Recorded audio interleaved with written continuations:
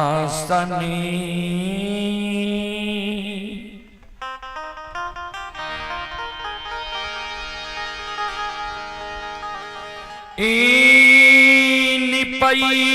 निपैते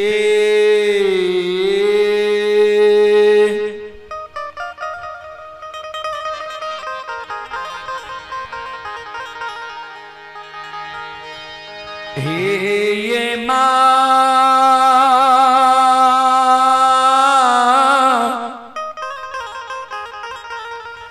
तार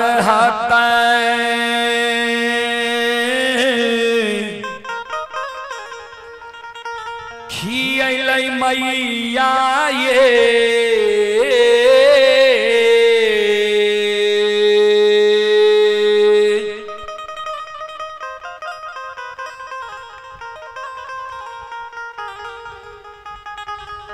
जाननी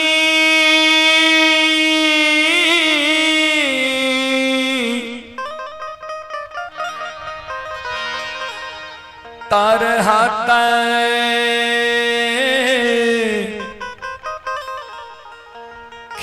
खियल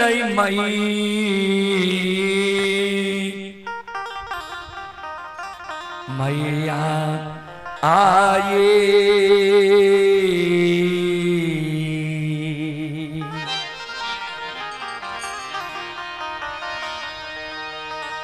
जननी ये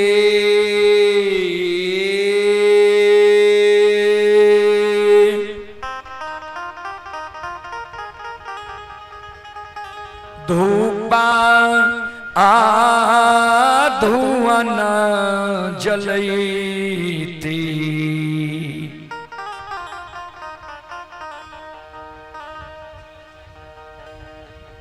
चुटकी जान आलसी तैयो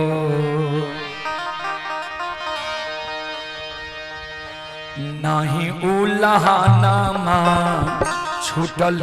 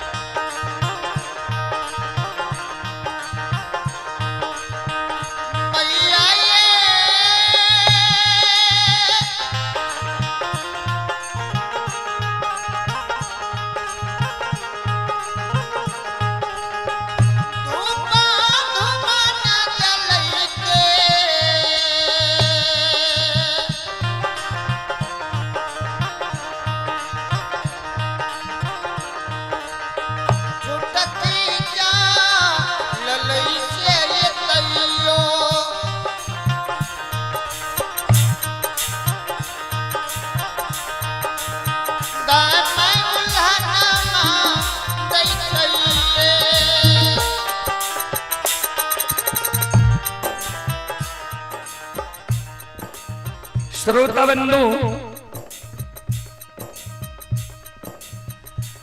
मां जगत जननी जगदम्बे भवानी आदि शक्ति भगवती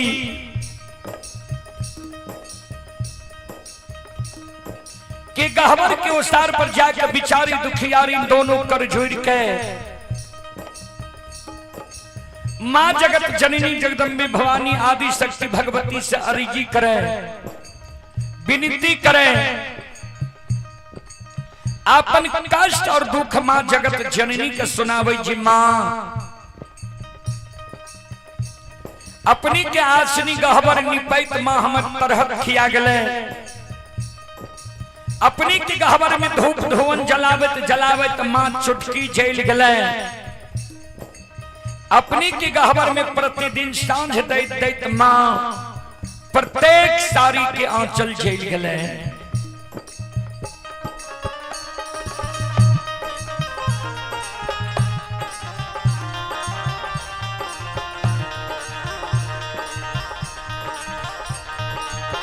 आतयो नाही दिलिए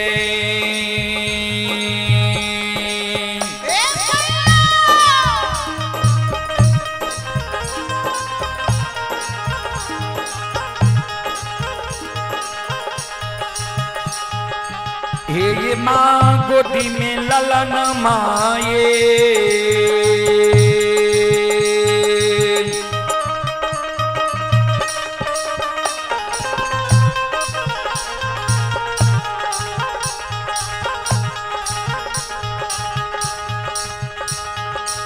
देवी माँ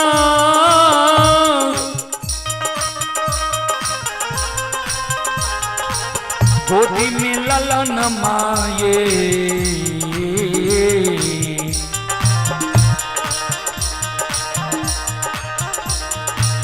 मैया ये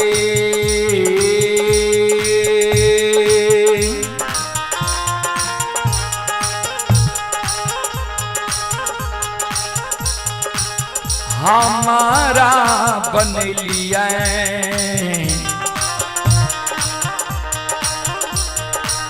बांधी मरो छा नीचे दाय माय उल्लहन मां दई छैये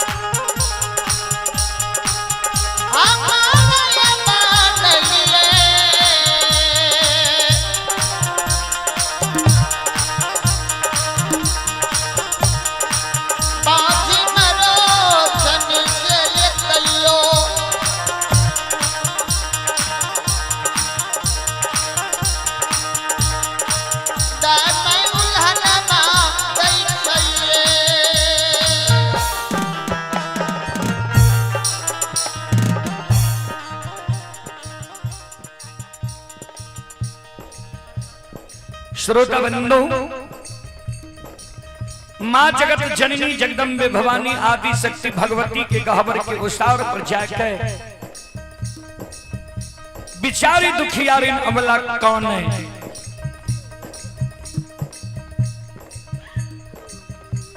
माँ जगत जननी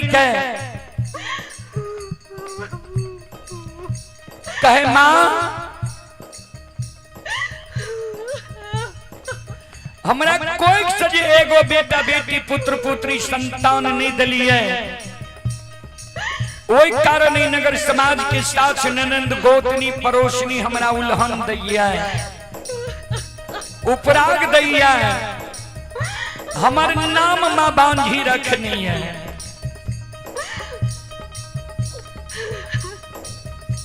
माँ दाई माई के तो उल्हन उपराग हम सह ले छी, लेकिन इस समाज में जब दाई माई के घर आंगन हम जाय छी,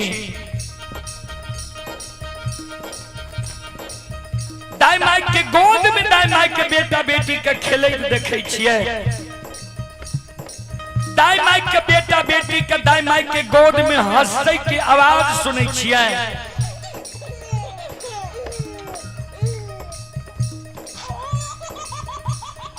दाई माई के घर आंगन में दाई माई के बेटा बेटी के ठुमुक ठुमुक चलैत देखे छिए,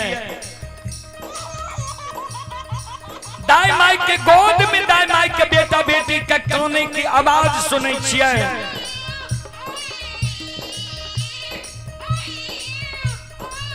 वो आवाज सुन के हमर ही आशा लैया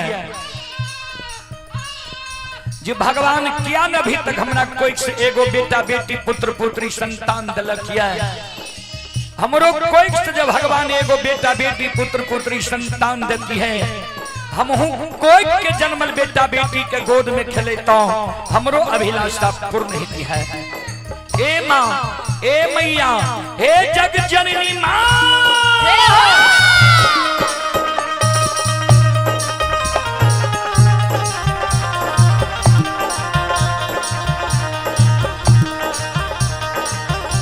सबके अंगन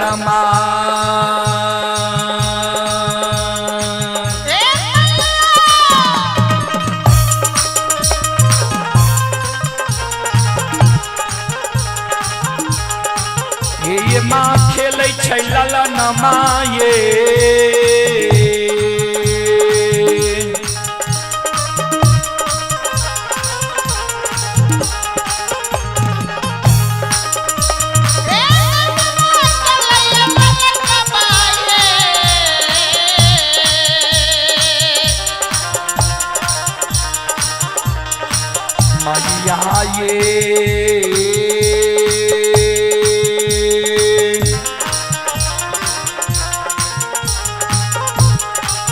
हमारो अंगन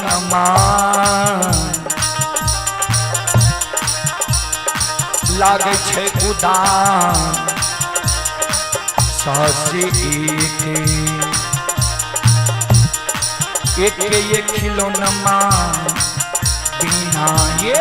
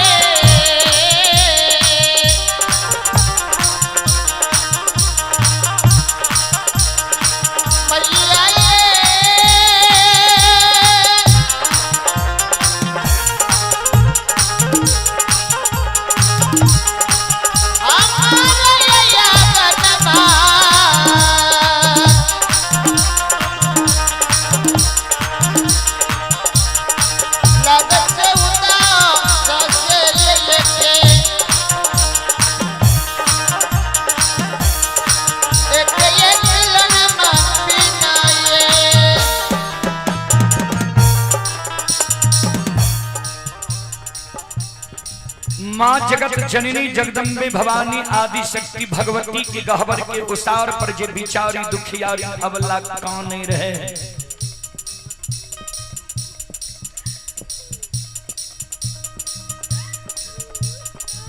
आंख से आंसू जे बिचारी दुखियारी के गिरे रहे। माँ जगत जननी जगदम्बे भवानी प्रत्यक्ष दर्शन अबला कहते हैं।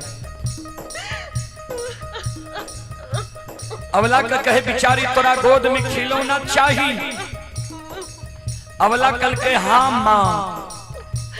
माँ जगत जननी कल के जब तोरा गोद में खिलौना चाहिए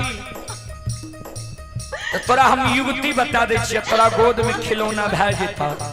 नहीं आँख से आंसू गिराबा, नहीं जार बेजार काना। हे अबला, हे सलखो, हे बिचारी,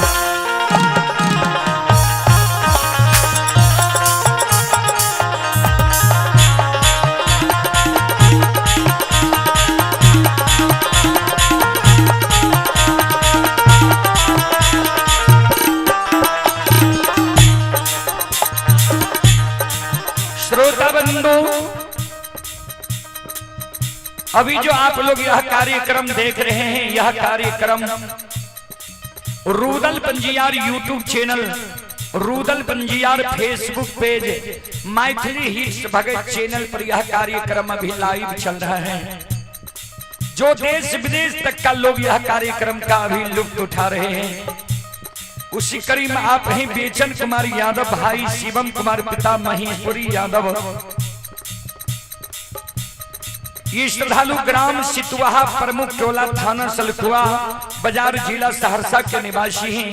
श्रद्धालु की ओर से श्रद्धा के साथ बड़े उदार दिल से शानदार 11 रुपए की पुरस्कार आए हैं। श्रद्धालु को बहुत बहुत धन्यवाद, लाख लाख शुक्रिया, बहुत बहुत साधुवाद। जय हो दानी श्रद्धालु की जय हो, उनके समस्त परिवार की जय हो।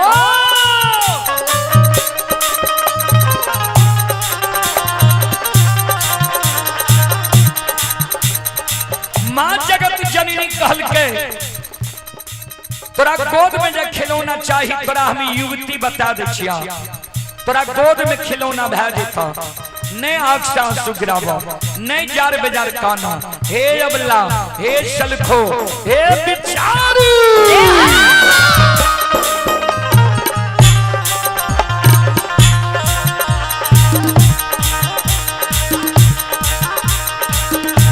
हर पाछू अरबा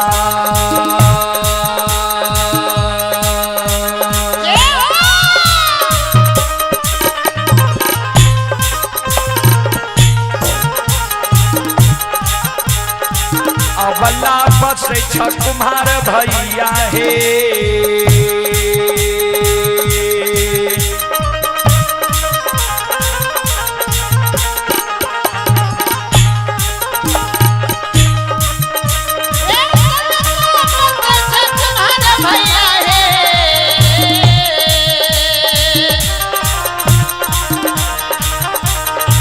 अबला हे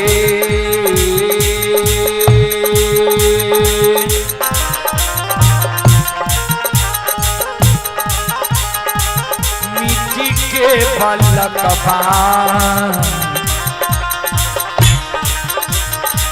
लिहो बनबा से कोकिया,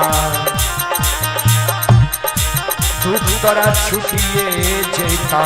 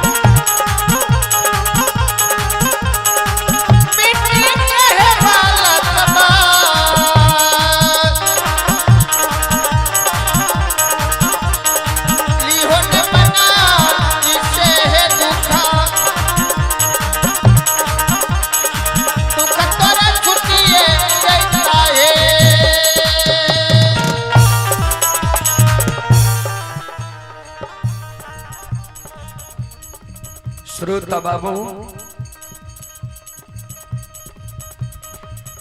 माँ जगत जननी जी कल के घर पछुआर में कुम्हार भय बसे छा, जा सुंदर मिट्टी के बालक बनवा ली हो, बिचारी दुखियारी अवला कौने लगले माँ।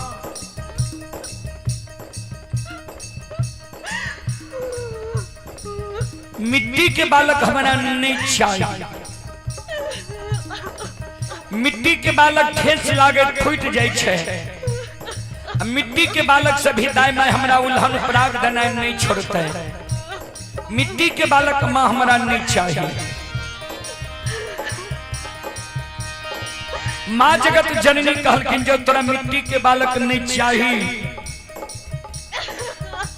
तो चल जाने तू कमार भाई के द्वार, सुतिहार भाई के द्वार, बढ़ाई भाई के द्वार, सुंदर काठ लकड़ी के बालक बनवा ली हो, दाई मैं तोरा उल्हन पराग देने छोड़ देता।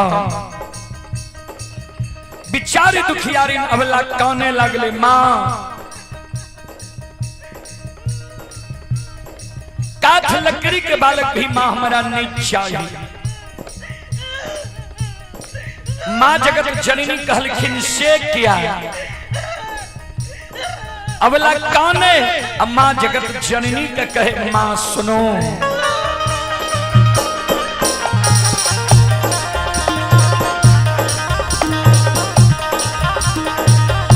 काठ के बालक बा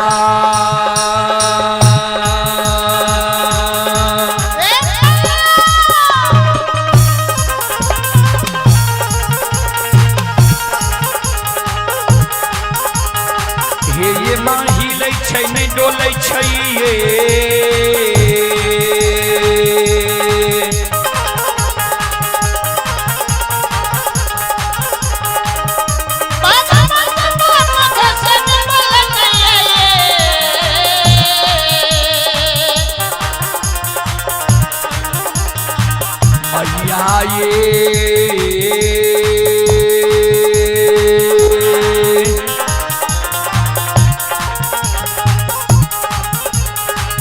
नहीं पिए छै बत्तीसो,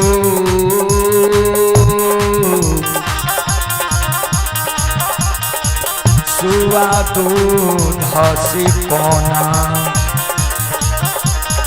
कोना उलहनमा छुटकैया,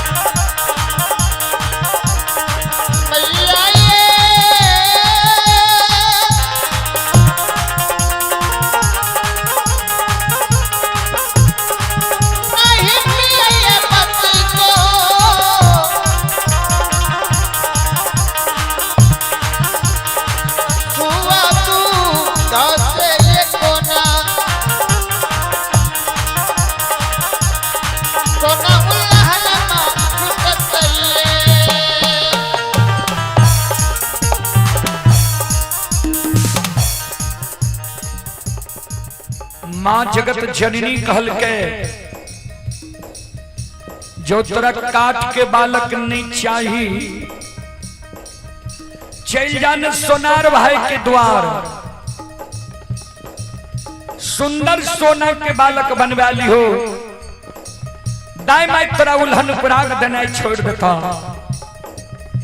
बिचारी दुखियारी अवला काने लगले माँ सोना मूल्यवान धातु ये सोना के बालक चोर चुरा लेते हमरा भोग नहीं हिते सोना के बालक से दाई माई हमरा उल्हन पराग देना नहीं छोड़ते ए मैया एगो बेटा बेटी पुत्र पुत्री संतान के कारण दाई हम माय हमार नाम बझनिया राख नहीं है दाई माई हमरा बझनिया कही है मां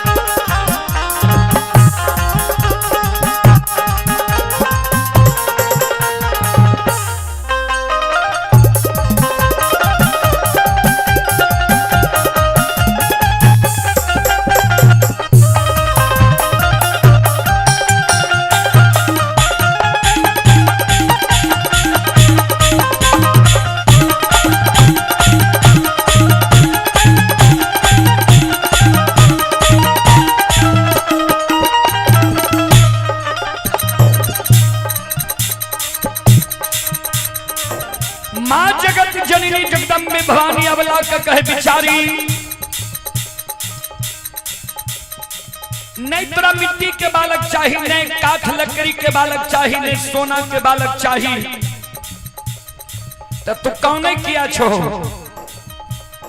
भगवान पर सुरता लगावा भगवान के घर में देर छे अंधेर नहीं छे जरूर तोरा कोई से बेटा बेटी पुत्र पुत्री संतान हिता हे अबला हे सलखो हे बिचारू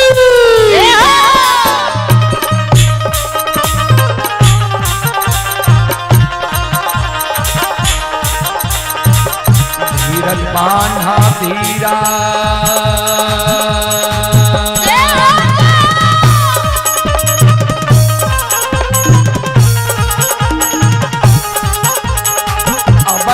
दिल में धीरज बांधा है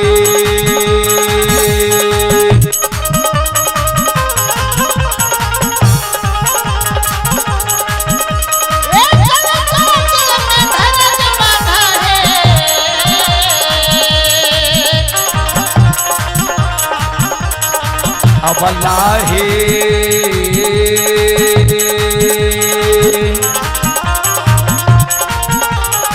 भगवान देता कोठी मैं ललानमा से कोठिया दुख करा छुटिए जैता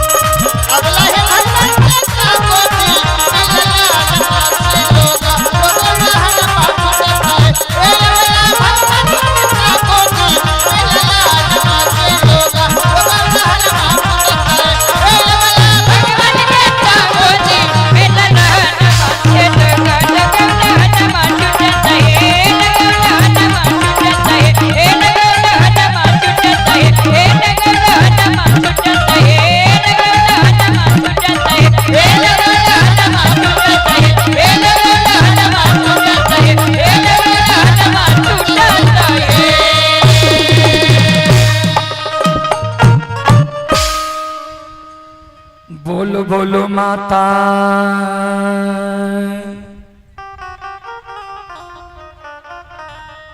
भगवती महारानी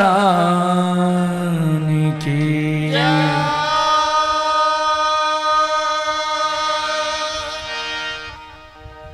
अब अपनी सबके बीच राजा चंद्रबली की प्रसंग रखे। ज्योति बाबा जी केदली जंगल से लौट के राजा चंद्रबली के द्वार एले रहे। राजा चंद्रबली के पांचों मरल बेटा के जिलावे की प्रयास करी। अरे बाबू वोल्टेज के कंट्रोल करो, वोल्टेज कम हो जाता है, बैठ जाता है काहे।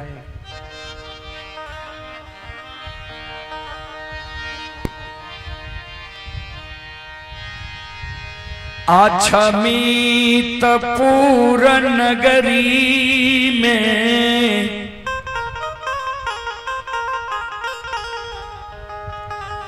राजा चंद्रबली के भगवान को चीज के कमी नहीं देने।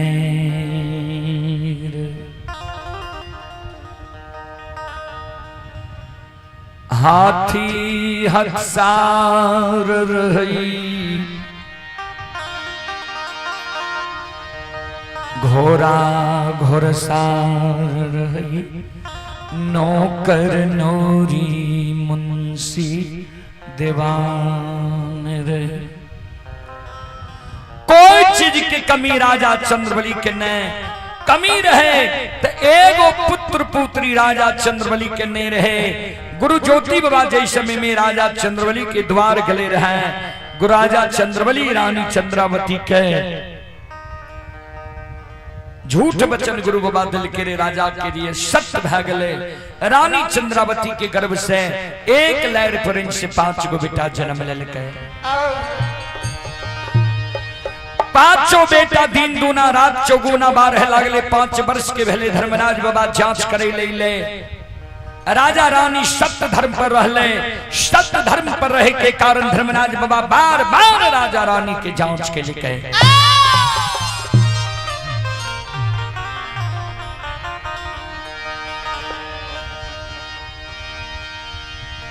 राजा चंद्रबली के कल के खसी सुसार लगावे, लेकिन प्रमाण गुरु बाबा के दिल नहीं मिलने। जे कारण राजा रानी खसी सुसार नहीं दिल के। धर्मराज बाबा मन में सोचल के राजा के गुरु बाबा के झूठ वचन पर 5 गो बेटा भाग लेते हैं। राजा का विश्वास है। राजा के 5 बेटा के एक बेर मूर्छित क्या के देखिए जे गुरु बाबा पर से एकरा विश्वास टूटे छे कि ना। राजा चंद्रबली के धन संपत्ति छे ते एकरा विश्वास छे। राजा चंद्रबली के एक बार निर्धन बना के देखिए जे सत्य धर्म के राजा छोड़े छे कि नहीं। धर्मराज बाबा राजा चंद्रबली के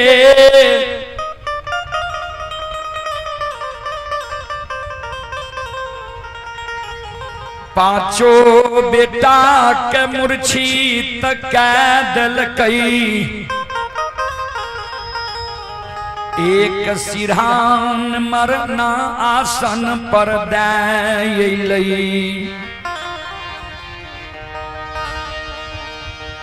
धन संपत्ति लक्ष्मी के द्वार से भगा दिल के।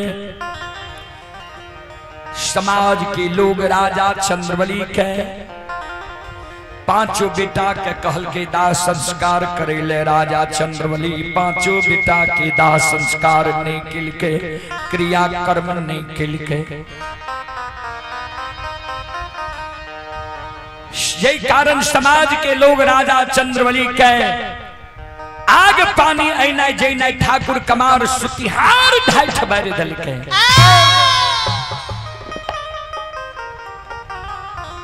श्रोता बंधु माँ बहन बाबू भैया सब बाबा अपने से पहन दे छी। कोई बच्चा नहीं छे उनका कहियो दे यहाँ बैसियो।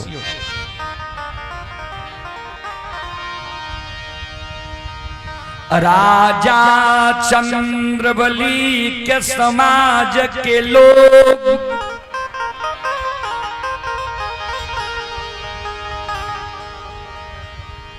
एहन समय भए गेलै जे राजा के नहीं रहले घर रहलै, नहीं तन पर वस्त्र रहले, नहीं डेढ़िया पर टाट रहले, नहीं घर में खाए के लिए अन्न रहले, नहीं सुते के लिए चटाई रहले। समाज के लोग आपस में विचार क्या ललके, राजा रानी पपिया पपिनिया जब समाज के बात नहीं मान लको, कते दिन एकरा धन रहते, नहीं ओकरा द्वार पर कियो जेबै, नहीं ककरे द्वार पर ओकरा आबै ले देबै। धन संपत्ति समाप्त भए जेतै तब बोइन मजदूरी करे लागतै। समाज के लोग एकरा से काम करा लेबै, परिश्रमिक नहीं देबै। एकर पंचायत समाज में के करते, सब समाज एक तीर्थ भेल छियै, तभी भीख मांगे पर उतारे भए जेतै। एक दोसर भिखारी अपना गांव आवे, एक मुट्ठी ज्यादा का के भीख दे देने छे। पपिया पपिनिया जे समाज के बात नहीं मानलकै, ऐ समाज में जे भीख मांगे आवे कोई एकरा भीख नहीं दिहे, नहीं जे भीख दलही ओकरो इस समाज में आग पानी ऐनाई जैनाई ठाकुर कमार सुतिहार ठाठ बाहर देबो।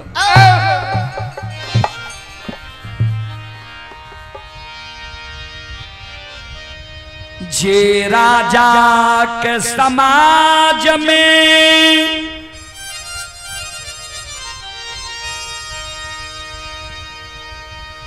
जे राजा वो समाज में केकरा नहीं पैंच उधार देने हिते,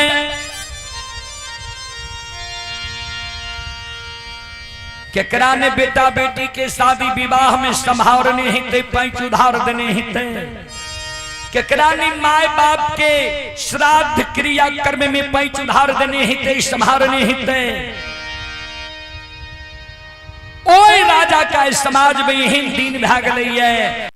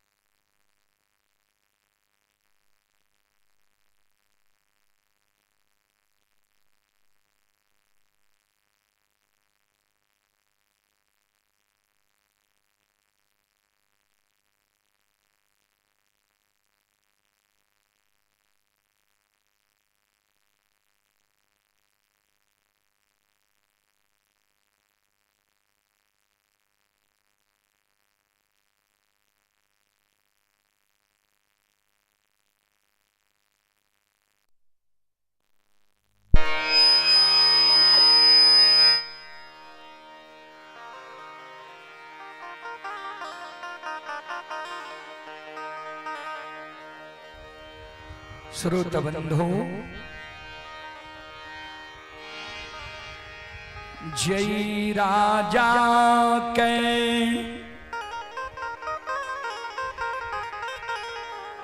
अछमीत नगरी में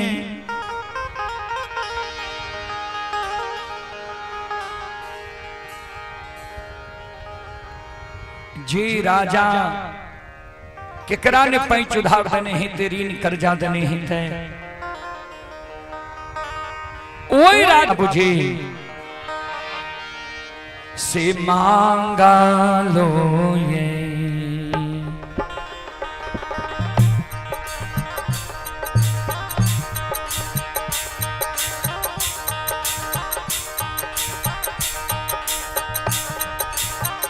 यो सुन भैया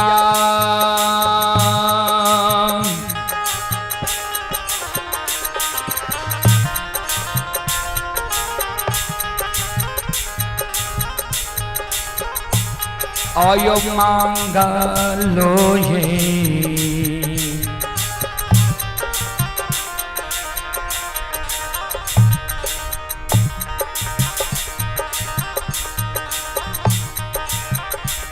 आये भी खाना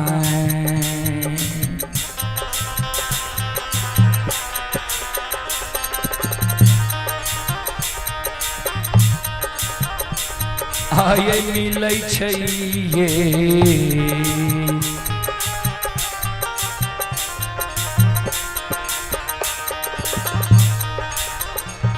राजा रानी के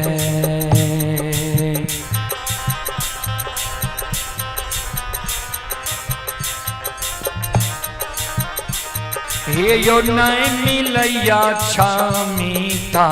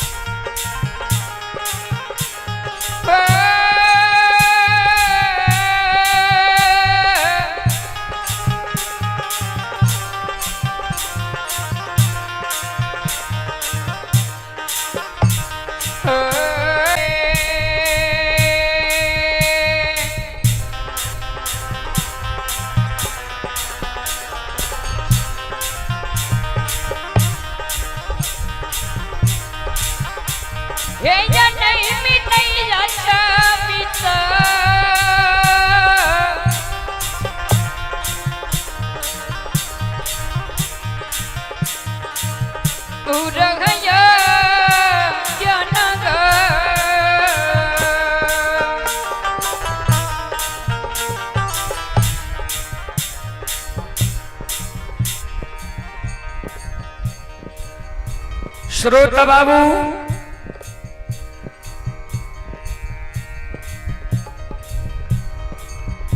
राजा रानी दोनों प्राणी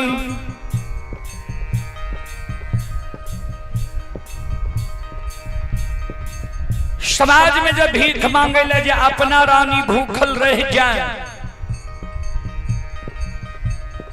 पांचों बेटा के जे कौला कल खसी रहे वो खसी के कारण ये रानी चंद्रावती भीख मांगे ले जाए।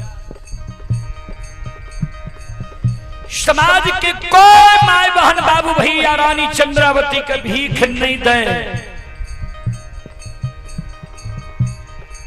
ककरो जे दया माया लग जे आहा एक दिन एकरे गोरी में खते रही हमरा पूरे परिवार के भरण पोषण हो रहे। समाज से चोरा के एक मुट्ठी भीख दे दे मर समाज के मरण व्यंजन प्रमुख लोग देख ले। रानी के खोंछा से वो एक मुट्ठी भीख धरती पर गिरा दे, लेकिन एक मुट्ठी भीख नहीं दे। यही दिन राजा रानी के भय गए। आज 5 दिन से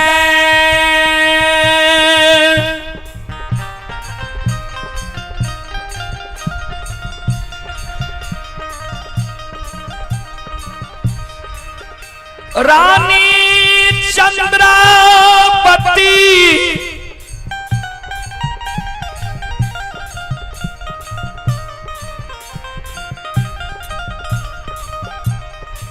राजा चंद्रबली छवि तपूर नगरी में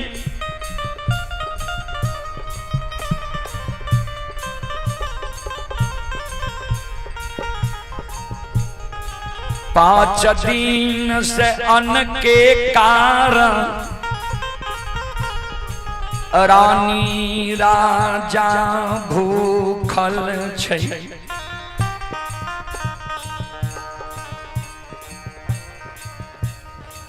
कहना के समय के बिता रही है, समय के इंतजार कर रही। बाबूजी कोई व्यक्ति बलवान नहीं होई छे, समय बलवान भए जाय छे। ध्यान देवे। आ राजा रानी पर भगवान के कृपा होई छै, ठाकुर जी के दया होई छै।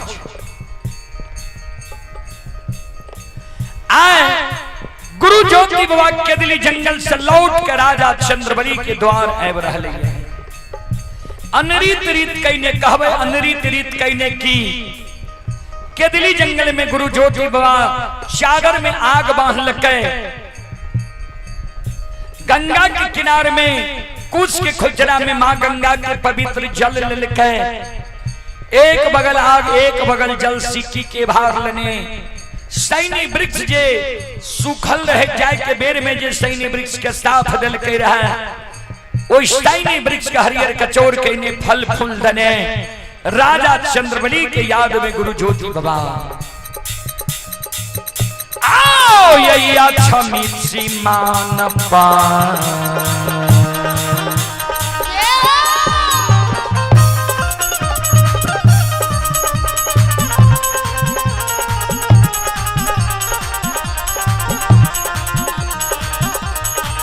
यौ सुन भैया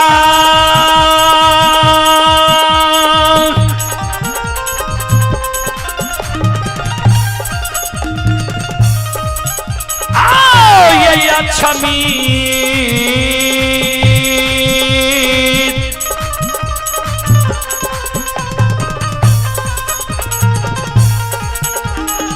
मीतक के सीमा न पा।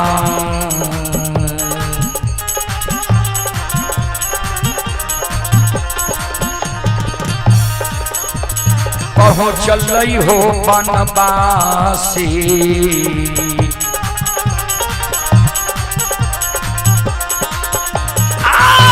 बाबा मन मन कर रही है। नाल के टोन में आवाज नहीं सुने छे, कम आवाज है।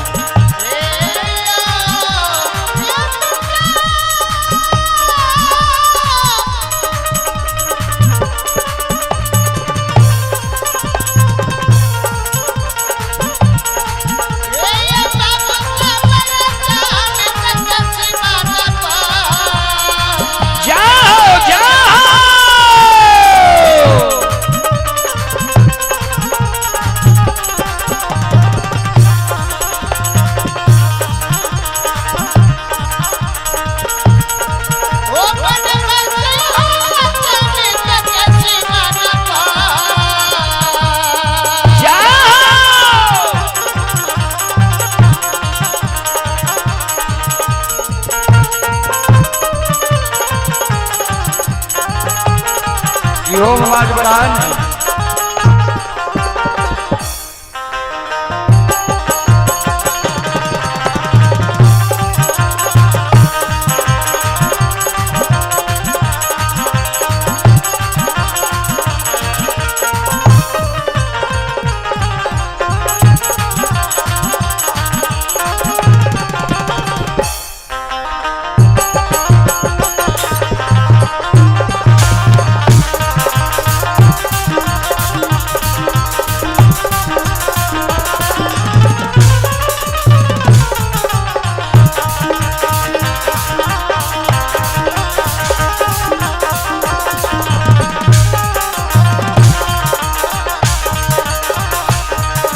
सुनो सुनो सुनो भैया सुन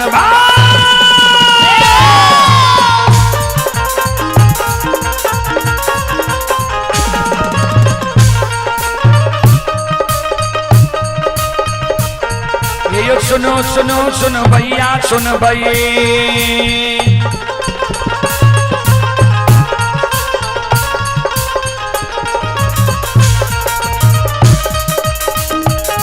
ये सुनो सुनो सुन भैया सुन बे, यो गवैया बज भैया सुन बे।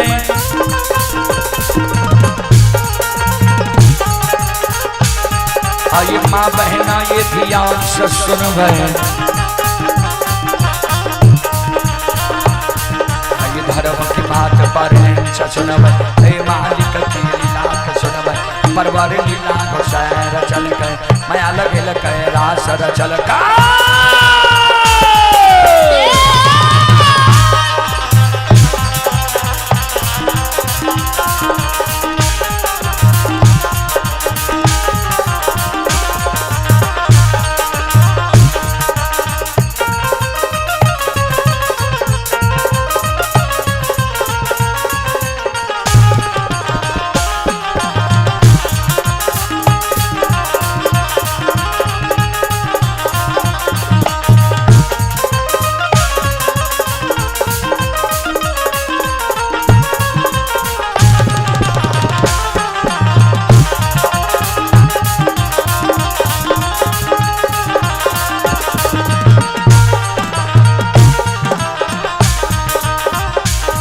हे भाग के बेर भगवती के सुमरा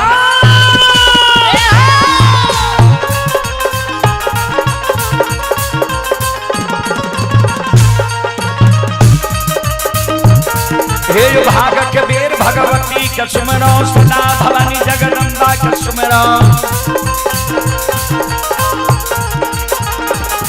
हे ज्ञान भैया गुरु बाबा के सुमरो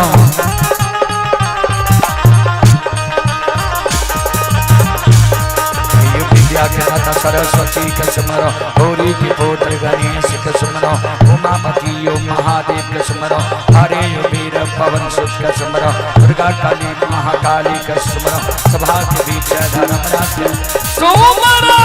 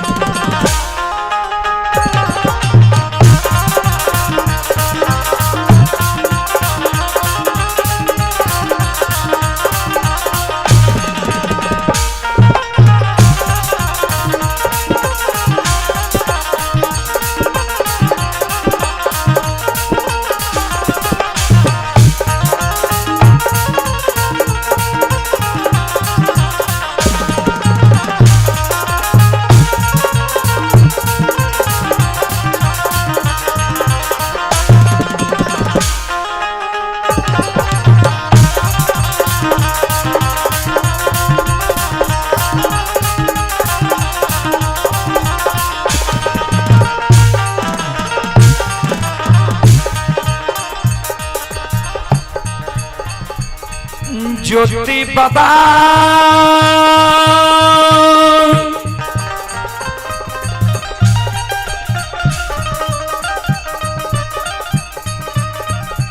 अच्छा मित्र के सीमान पार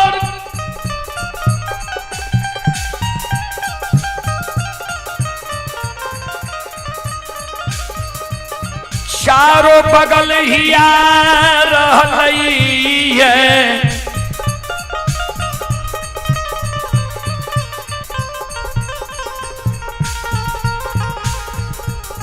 खन पूरब ही आवे खन पश्चिम ही आवे खन उत्तर ही आवे खन दक्षिण ही आवे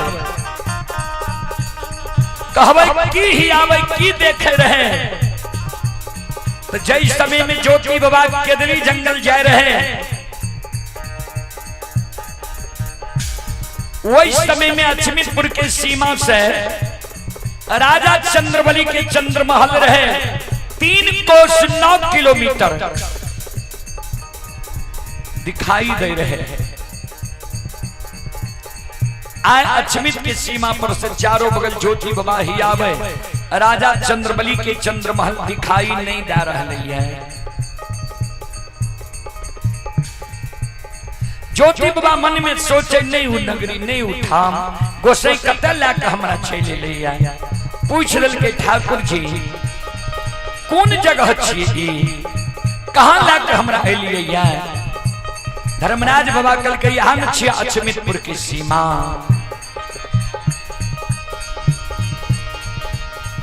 संत शिरोमणि त्रोदाबंधु ध्यान से सुनवाए यो भक्ति के बस भगवान बसे छा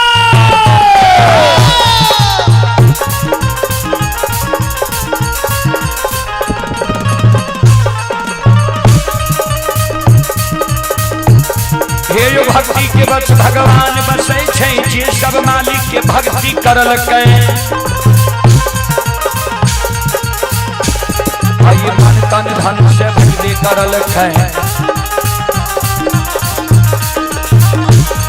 आई ओकर बीरा पार करल के हरि घोर गोसाई उठबै छै पल में पल्ले मचाई देलका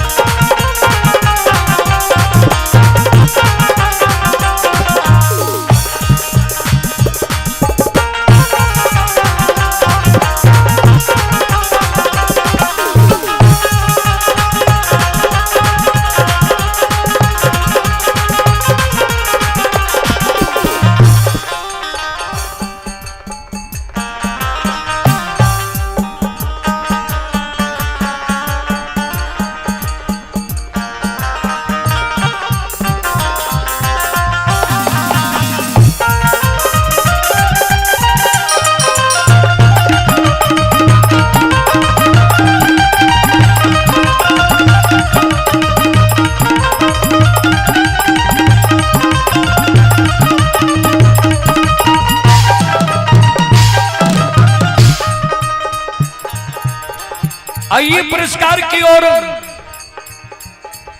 आप हैं Shri Balaji videography Tengraha Madhubani. Shri Balaji videography Tengraha Madhubani proprietor Sanjay ji. Mobile number है 7048991033। श्रद्धालु की ओर से श्रद्धा के साथ बड़े उदार दिल से शानदार 201 रुपए की पुरस्कार आए हैं। श्रद्धालु को बहुत बहुत धन्यवाद, लाख लाख शुक्रिया, बहुत बहुत साधुवाद।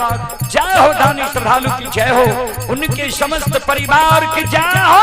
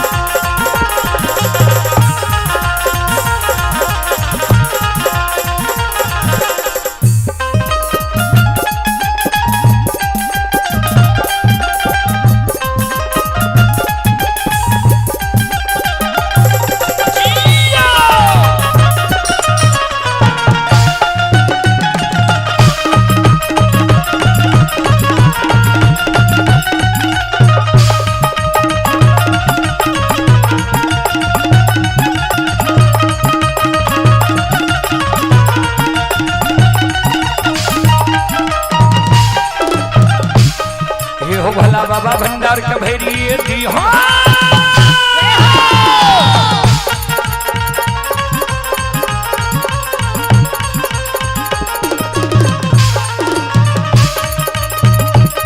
हे हो भला बाबा भंडार का भैरी दी हो, ज्ञान के दीप सरस्वती जलई हो।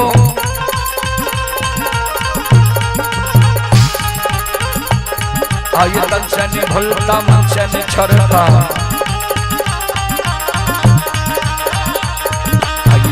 सबैया सेवक कहती हो, सेवक के मन के मनोरथ बुरई हो, बिगड़ल काम के निर्मल बनी हो।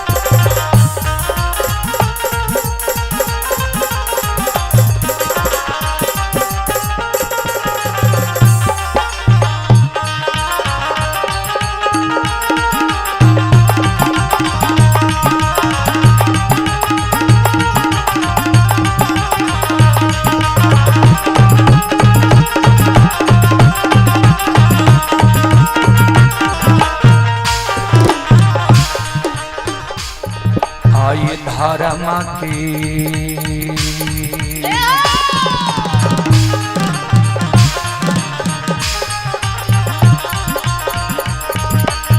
हे यो बाबा धर्म के लीला,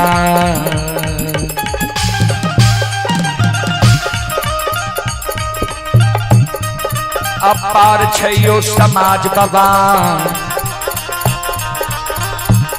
हे यो छल दुनिया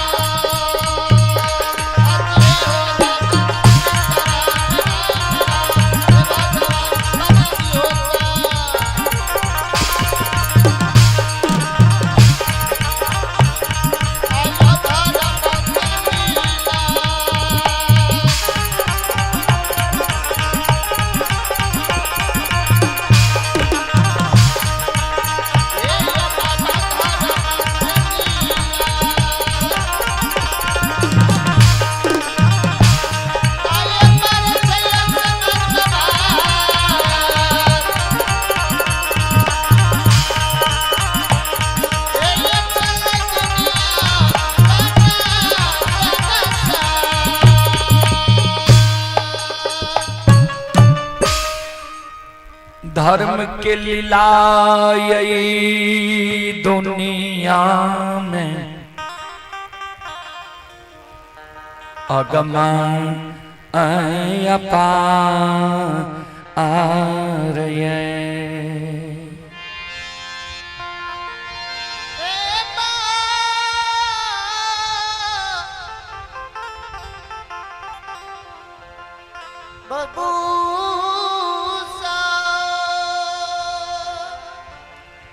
श्रोताबंधो, धर्मराज बाबा ज्योति बाबा का कल के अछमितपुर के सीमा छिया। ज्योति बाबा कल के सरकार हमारा विश्वास नहीं हुई है जी अछमितपुर की सीमा छिया। ज्योति बाबा आग जल के भार के अछमित के सीमा पर राय खेदल के बगल में एक गाय के गेबार गाय चरावे रहे। चल गए गेबार लग गेबार के पूछे, गेबार बाबू तोहर घर कहाँ छा? गेबार कल के बाबा यहाँ अछमितपुर नगरी हमारे घर है।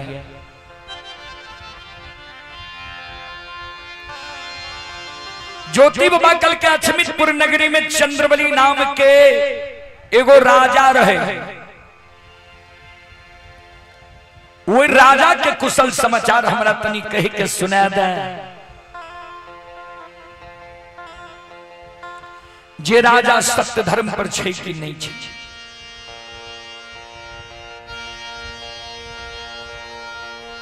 राजा सत्य और धर्म पर छे कि नहीं छे तनी कह के सुना दे।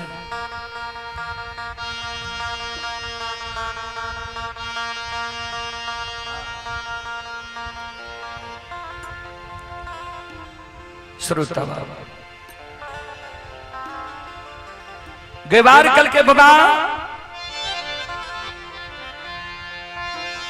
हे हो अछमितपुर नगरी में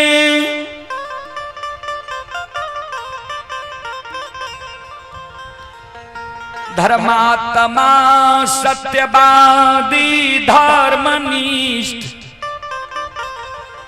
कर्मनिष्ठ साधु संत ऋषि महात्मा सब छे। ओकर कुशल समाचार तो नहीं पूछल हो, एगो अनजाति पापी घिनौन के समाचार पूछल हो। ज्योति बाबा कल के अनजाति पापी घिनौन के समाचार नहीं पूछलिए। जे राजा रहे, जे एक बेटा बेटी के कारण ललायित रहे। गेबार कल के तो बाबा सुन लिए वे पापी के समाचार। हे हो कुन ने गांव से एगो कोरिया यही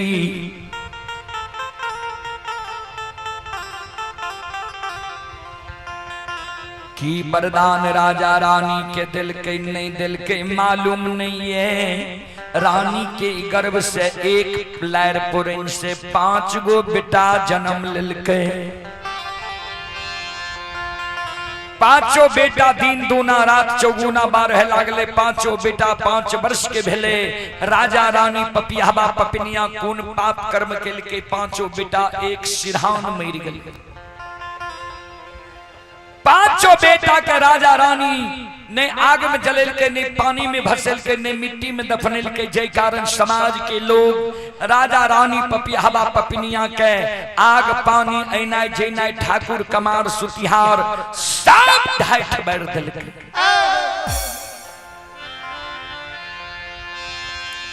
नहीं कोई राजा के यहाँ आवे और नहीं कोई राजा के यहाँ जाए। अन्ने ककरे द्वार पर पपियाबा के आवेले दै छै। एहन दिन वे पपियाबा के भए गेलै जे नहीं रहे के लिए घर रहले, नहीं तन पर बस रहले, नहीं डेढ़िया पट्टात रहले, अन्ने सुतै के लेल चटाए रहले।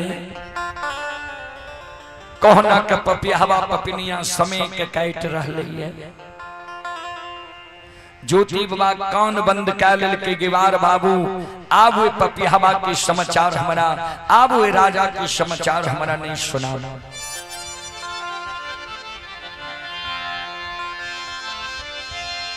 ज्योति बाबा आग जल के भार कंधा पर पोपी के सिमान पर ले छै।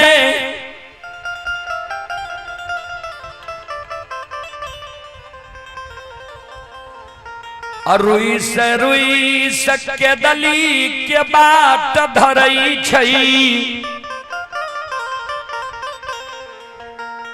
धर्मराज बाबा आगे से बोस बोस घुराबे बनवासी हो। हे हो आब तोरा कौन चीज के कमी भेला जे रुइस रुइस के भागै छो।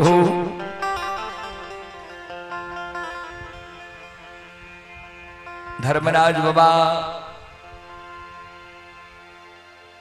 ध्यान दो के शब्द सुन के ज्योति बाबा काने लागले। ठाकुर जी जई दीन हमारा दुख लिखल हो रहा,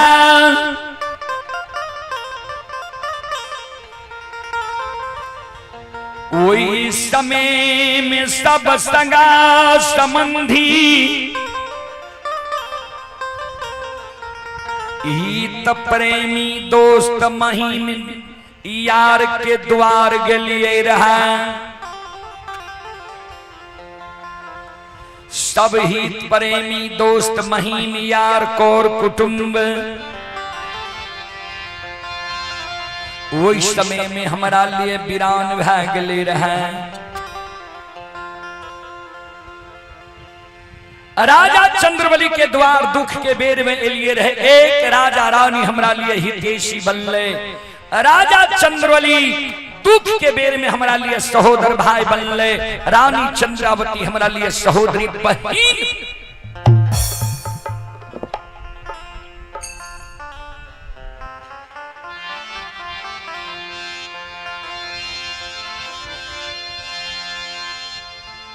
ठाकुर जी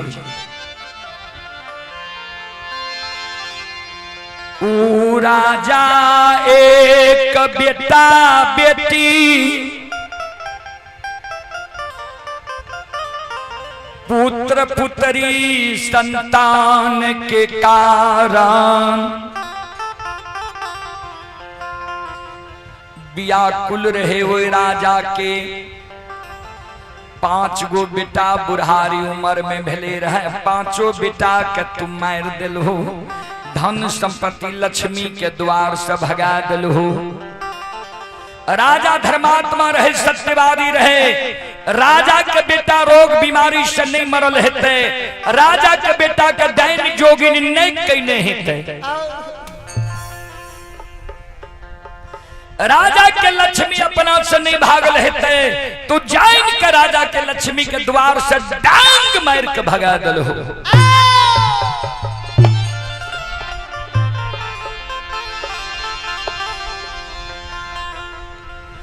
जौ राजा कहेन दुर्दशा कह दिलो।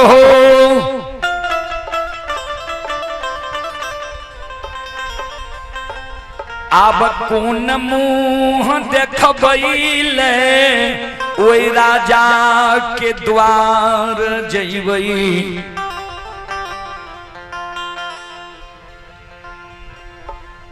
हम नहीं जेबा राजा के द्वार।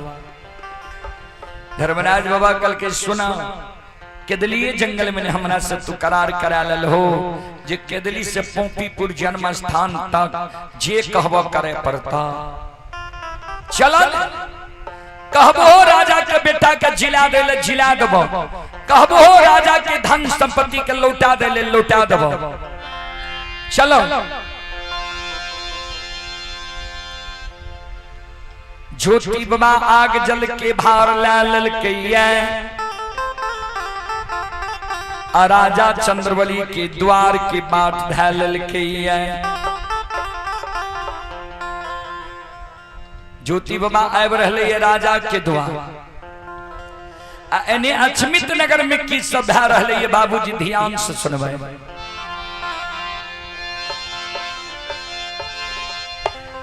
गुरु बाबा जे प्रमाण डाक के गलै रहे जे राजा हो।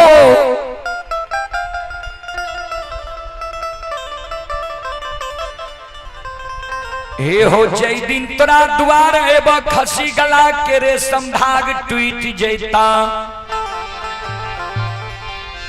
खसी गहबर में जाके प्रणाम करता, सूखल तुलसी हरियर कचोर भाजता।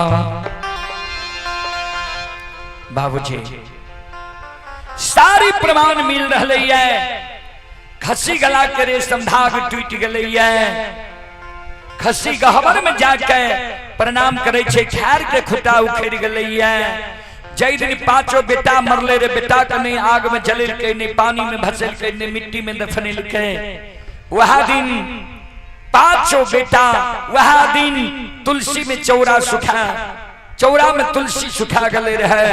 आय अचानक चौरा में सूखल तुलसी हरियर कचोर भरे।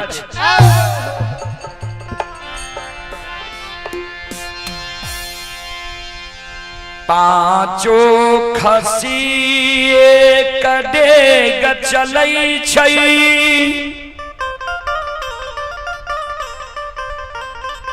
मेनुआ के बैठ जाय छै। पांचों खसी अछमीत में मेमिया रहलै।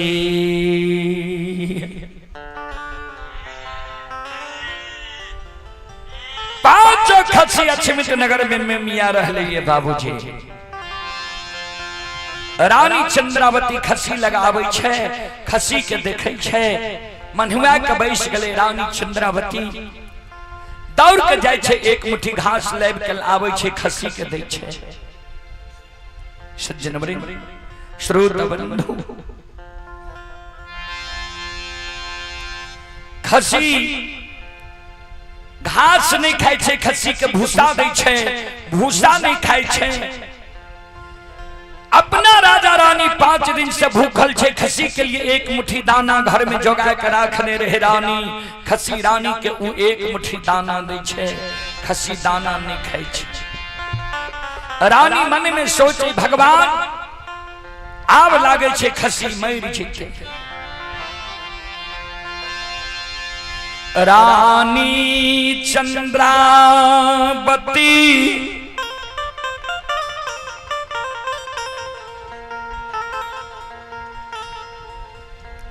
खसी के व्यवहार देख के कौने आंसू गिरे भगवान हो। जय खसी के कारण बेटा मर गले, धन संपत्ति द्वार से विदा है। वो खसी जब मर जेते तो कते कलंक अछमित नगरी के लोग हमरा देते। रानी चंद्रावती राजा चंद्रबली लग जाय छे, राजा के चरण पर रानी चंद्रावती गिर जाय छे। आ राजा के चरण पर गिर के रानी चंद्रावती कौन से पिया हे या बानई हे।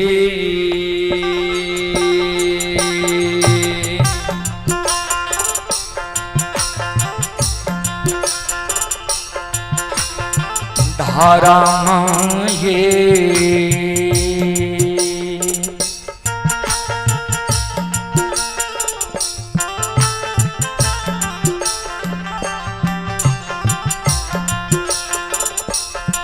आइए बचतई ये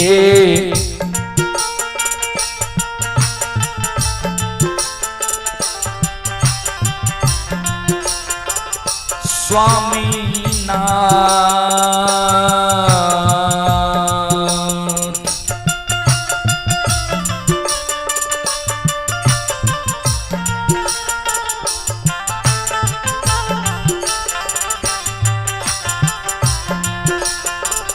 पिया हे या छा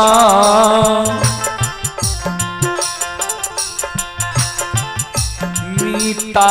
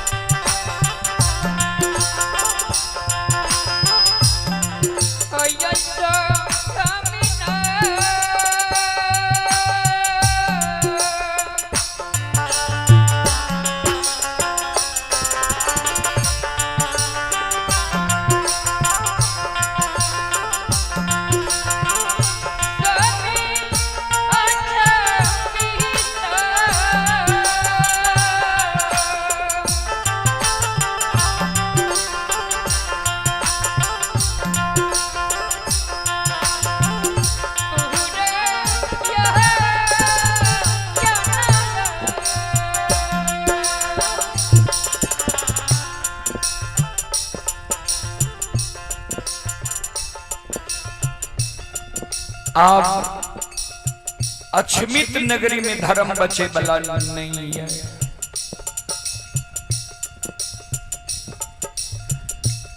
राजा चंद्रवली रानी चंद्रावती के भैर प्राण पकड़ के हृदय से लगा ले छे, हे प्राण प्रिय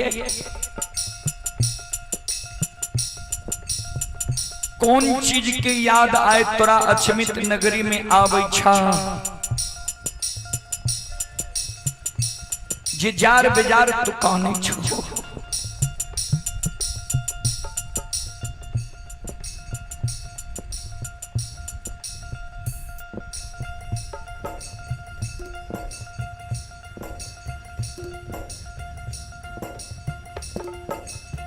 कि तोरा अमीरी समय के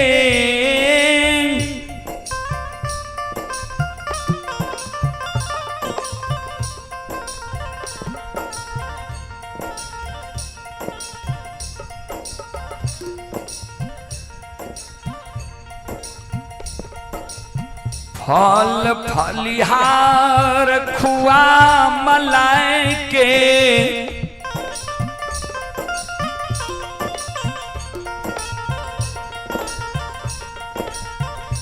याद तोरा आबै छा,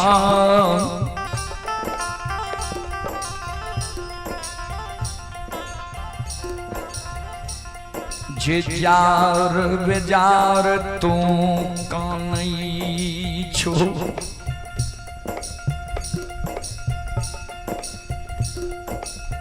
कि जई दिन अमीर रहियै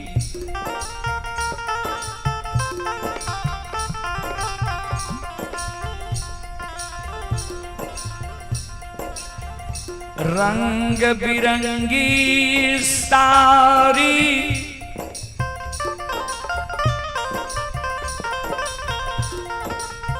पीतांबरी वस्त्र पहिरई रहो,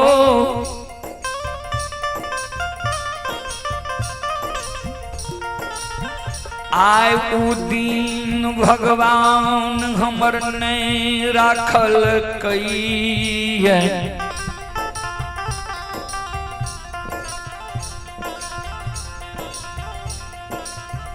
आज तोरा तन पर एगो सारी हजार जगह उ सारी फाटल है, कहना के तू तन के ढकने छो। कि वही रंग बिरंगी साड़ी के तोरा याद एलो ये जे जार बेजार तू कहने छो।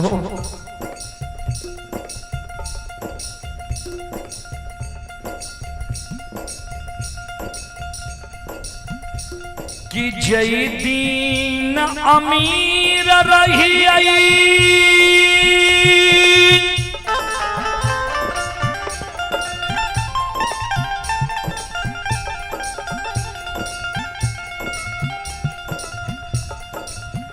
लाली से जब पलंग सोफा से टप्पर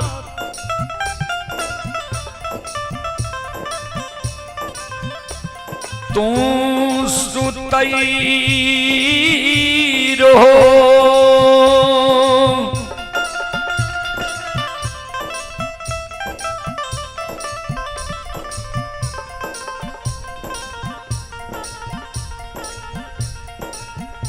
आय उ दिन भगवान नहीं रखल कई,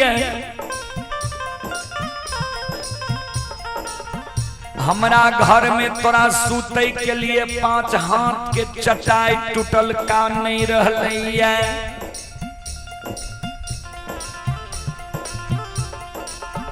दोनों प्राणी धरती पर सुते छी, कोहना के गुजारा करे छी, समय के निकालै छी।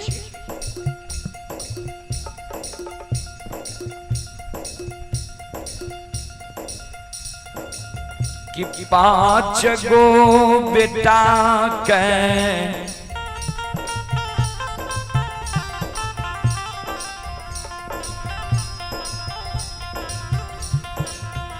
नौ महीना 13 दिन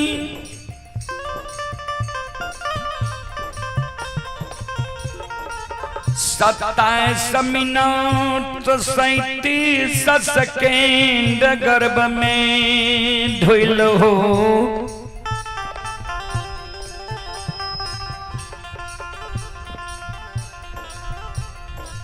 पांचों बेटा के पालन पोषण क्या के 5 वर्ष के बना दिल हो।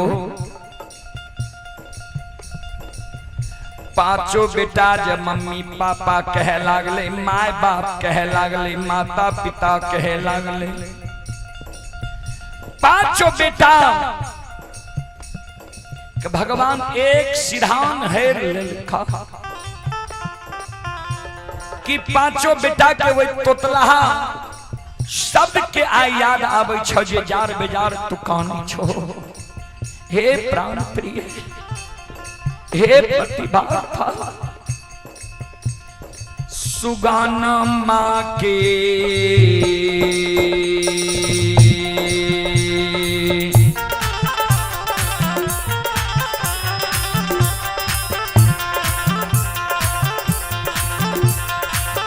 ये दुलरिया सुगाना माँ के यार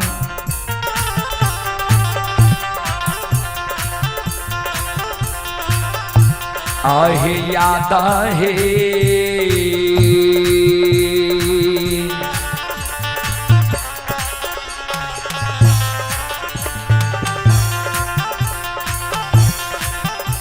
आहे आबै छहे पति बारता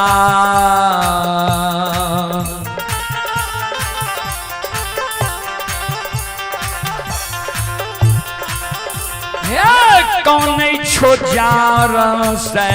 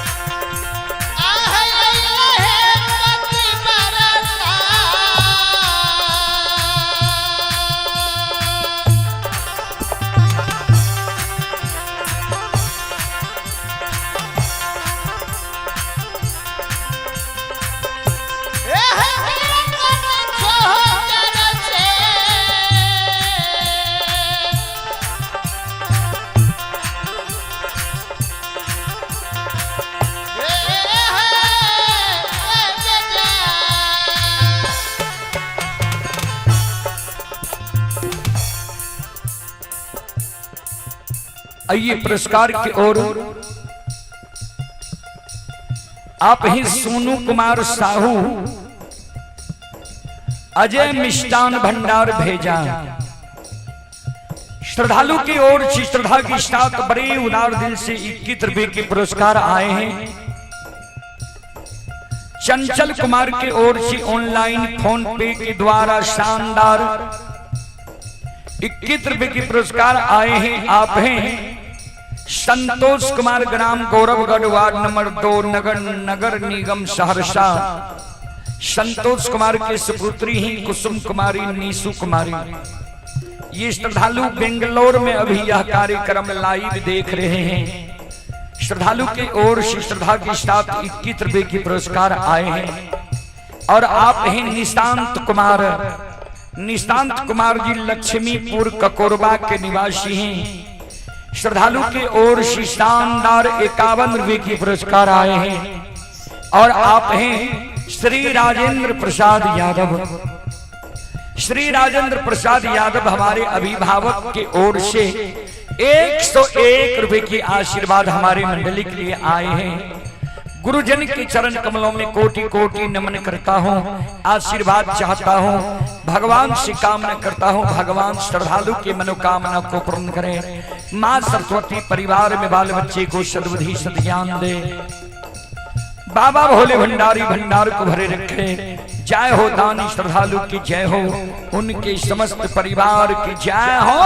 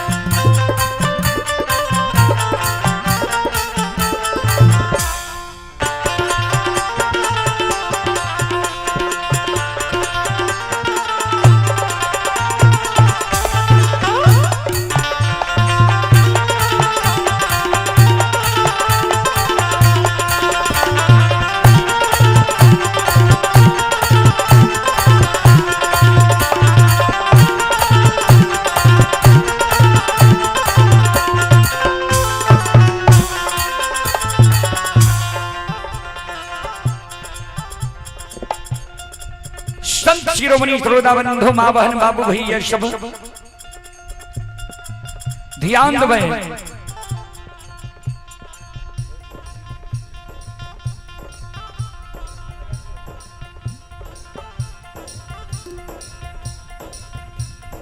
रानी चंद्रावती कर जोड़ने पति दे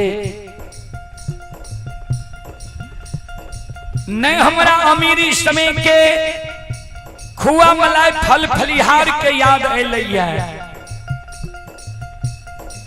न रंग बिरंगी पीताम्बरी वस्त्र के याद अलिया न लाली सेज पलंग के याद अलिया। 5 गो बेटा का 9.5 महीना गर्भ में ढोलिए, 5 बेटा एक सिरहान मर गए। 5 बेटा के हमरा याद नहीं लिया, याद आए हमरा वो महापुरुष के आली है जे महापुरुष झूठ बचन साच भ गए। जे महापुरुष 12 वर्ष के लिए वनवासी बन के केदली जंगल गए, जे महापुरुष के सारी वचन आए सत्य भ गए, सारी प्रमाण मिल रही है।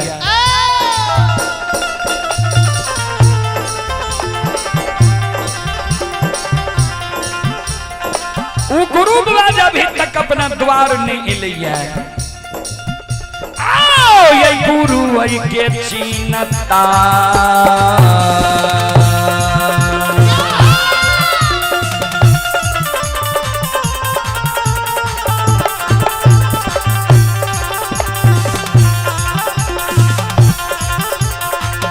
ये पियाजी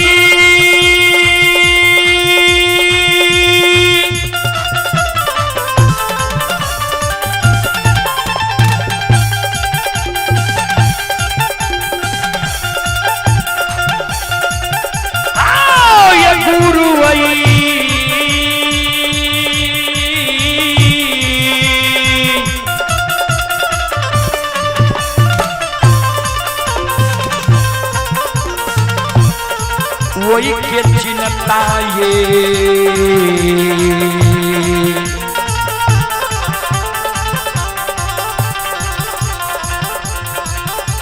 ये होई ये पियाजी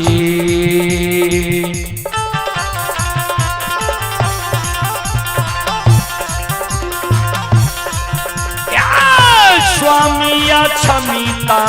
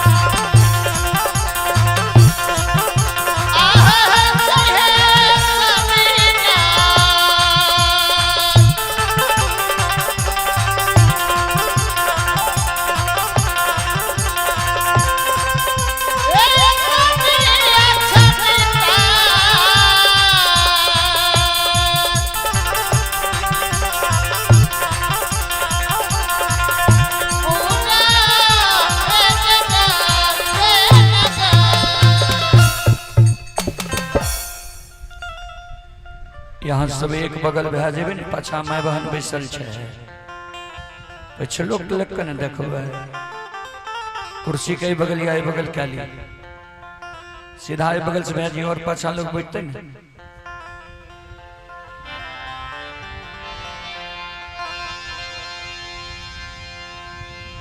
रानी चंद्रावती कल के पति रे गुरु बाबा के देल सारी प्रमाण मिल रही है। खसी गला के रेशम धाग टूट गले खसी गहबर में जाके प्रणाम करे छे सुखल तुलसी हरियर कचोर भा गई है।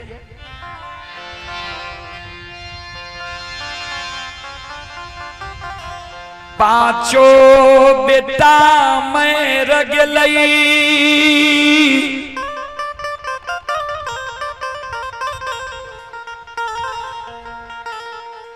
बेटा के चिंता हमरा नहीं हुई है।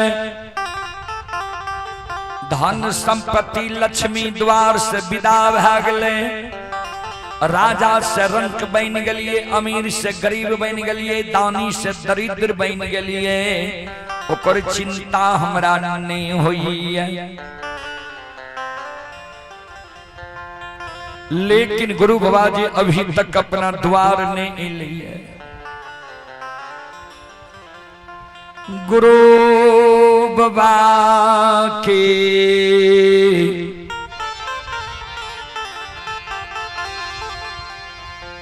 चिंता हमरा हुई है।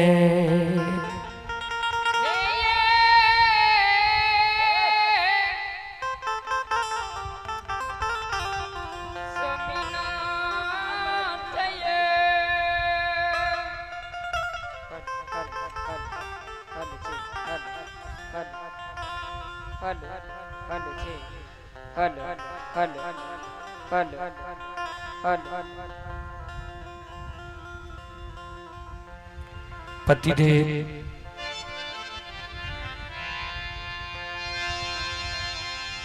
गुरु बाबा के हमारा चिंता हुई।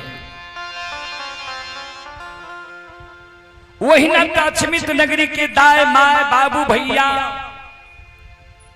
कलंक दे छे जे राजा रानी पपियावा पपिनिया कोन पाप कर्म कैल के जे बेटा मर गले लक्ष्मी द्वार से विदा भेल। खसी मर जेते तब कते कलंक समाज के लोग देते। खसी गला करे संधाग टूट गले खसी गहबर में जाके प्रणाम करे छे।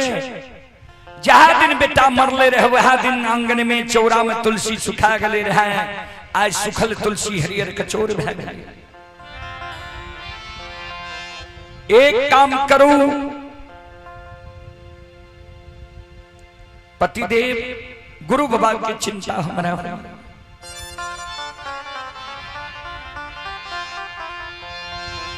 कि गुरु बाबा बिना अन्न बिना जल के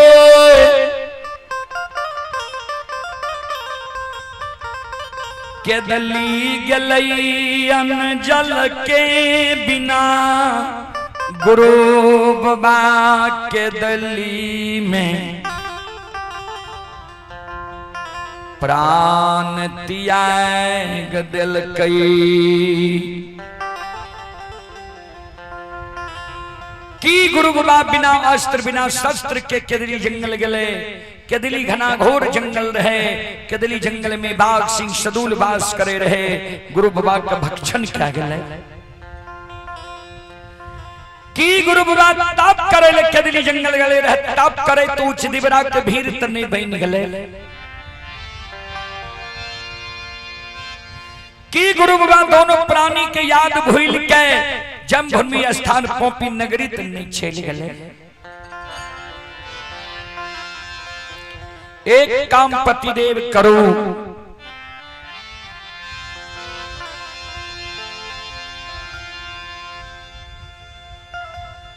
चादर में अरबा छत पान सुपारी तुलसी के फूल ला लिया।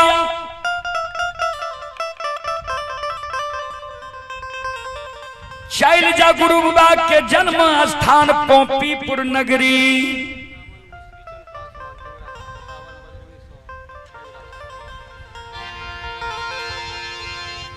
गुरु बाबा के जन्म स्थान पोपी नगरी गुरु बाबा आयल हेते गुरु बाबा के यहाँ आदर सहित बोले ने छे लेबे खसी सुसार लगा।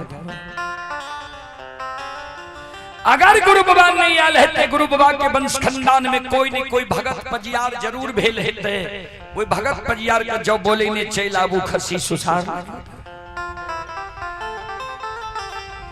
भगत पजियार नहीं भेल हेते कोई न कोई वैष्णव मूर्ति गुरु बाबा के वंश खानदान में जरूर है।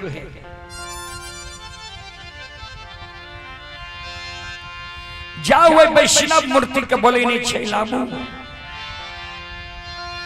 बेटा मर गले मरे दियो धन लक्ष्मी द्वार से चल गले जाए दियो आते खासिया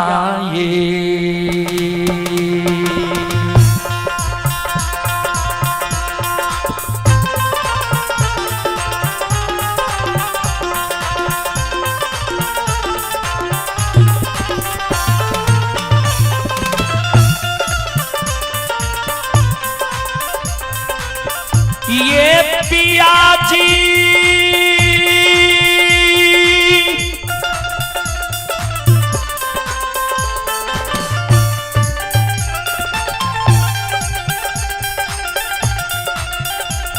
आय खासिया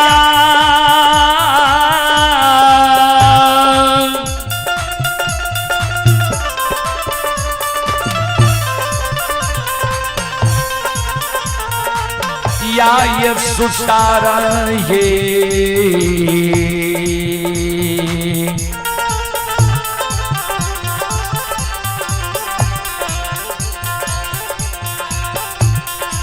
लगाइए देवैये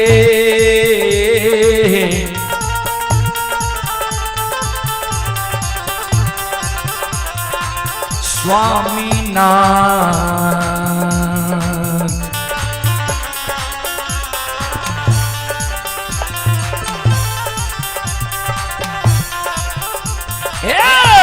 पिया क्षमिता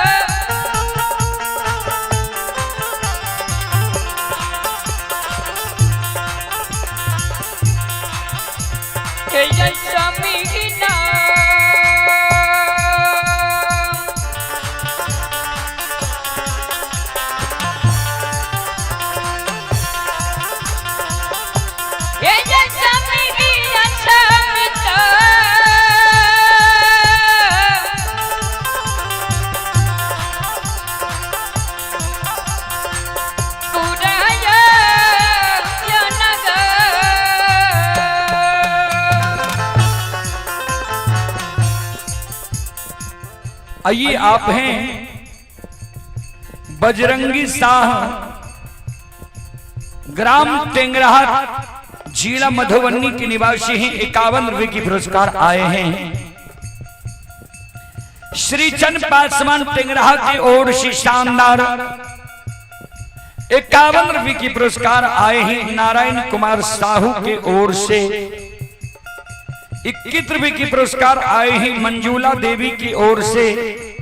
51 रुपये की पुरस्कार आए हैं इंद्रजीत कुमार की ओर से। 11 रुपये की पुरस्कार ऑनलाइन फोन पे के द्वारा आए हैं। श्रद्धालु को बहुत बहुत धन्यवाद, लाख लाख शुक्रिया, बहुत बहुत साधुवाद। जय हो दानी श्रद्धालु की जय हो, जय हो दानी श्रद्धालु के समस्त परिवार की जय हो।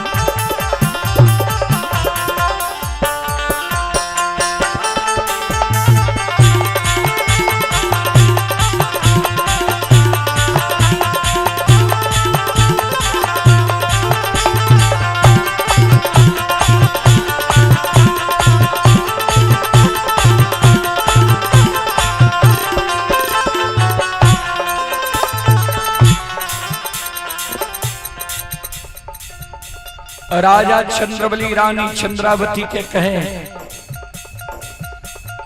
धीरज बांधा, अभी निस्तारी प्रमाण मिल रही है। जे गुरु बाबा के झूठ वचन साच भै गए, ओकर साच वचन महासाच नहीं है। ने का न गुरु बाबा अपना द्वार आवे है, ने आक्षा सुग्रावा। हे प्राण प्रिय, हे पतिवार्ता, हम कुछ दूर जाकर गुरु बाबा के आशा ही आवे। आय जा गुरु बाबा आते तो ठीक है, आय जा गुरु बाबा नहीं आते, कल हम गुरु बाबा के जन्म स्थान दल फुलहकार लेके चल जेबे, आ ककरो ने ककरो बोले ने चल लेबे, ने काना ने आंसू गिरावा।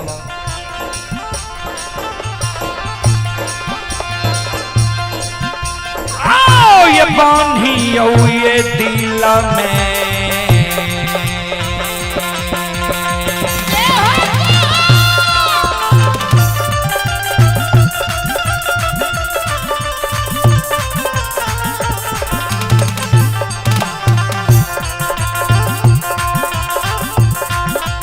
हे पति बरता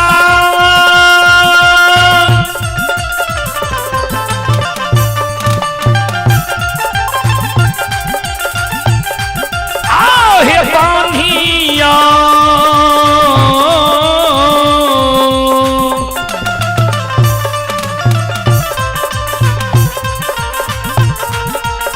यो हे दिल में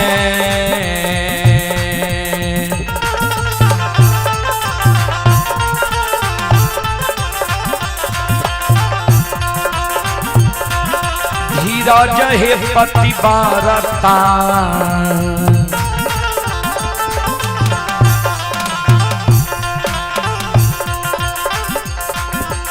हे बांधियो या छमीता,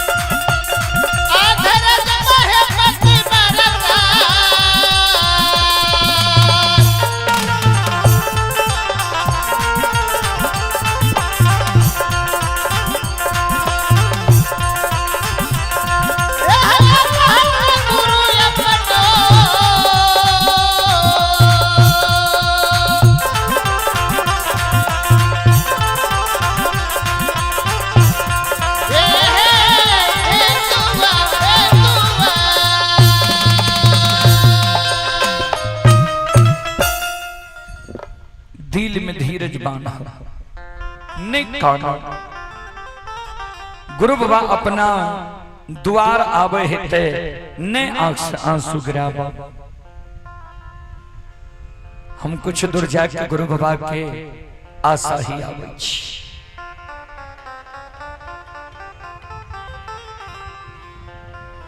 राजा चंद्रबली एक धोती के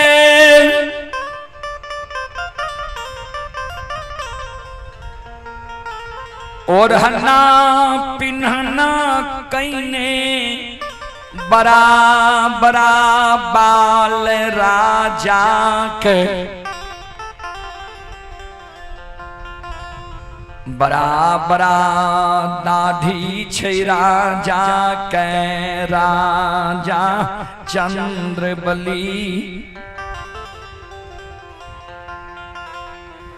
गुरु गुरु के शोर मचैने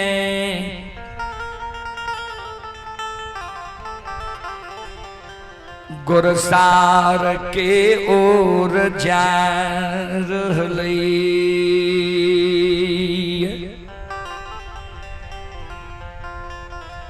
बाबूजी ओने से गुरु ज्योति बाबा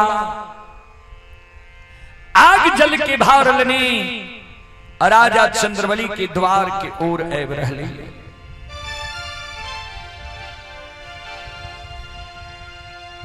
ओ दृश्य अवस्था में 14 पथ को संख्या ज्योति बाबा आवाज लगने जाए हो गुरु बाबा गुरु बाबा कते विलंब आवे में क्या रहल हो ये रानी चंद्रावती आब अधैर्य भै रहलै। गुरु ज्योति बाबा पूरब से पश्चिम मुह आवे छे राजा चंद्रबली पश्चिम से पूरब मुह जा रहलै है। ने राजा गुरु बाबा के पहचान लके ने गुरु बाबा राजा के पहचान लके। कहबै से किया ता आय एक दोसर के विपरीत समय में जय दीन गुरु बाबा राजा के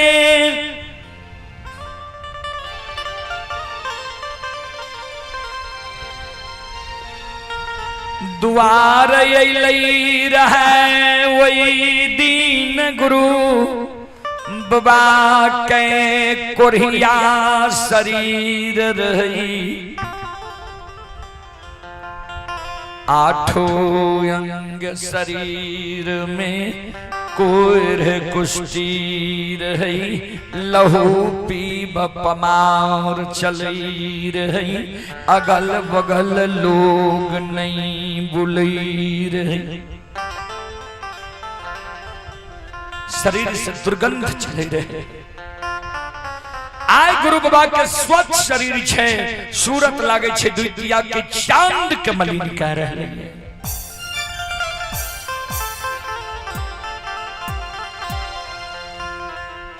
राजा चंद्रबली के वही समय में पीतांबरी वस्त्र सिर में मटुक सूरत अनमोल।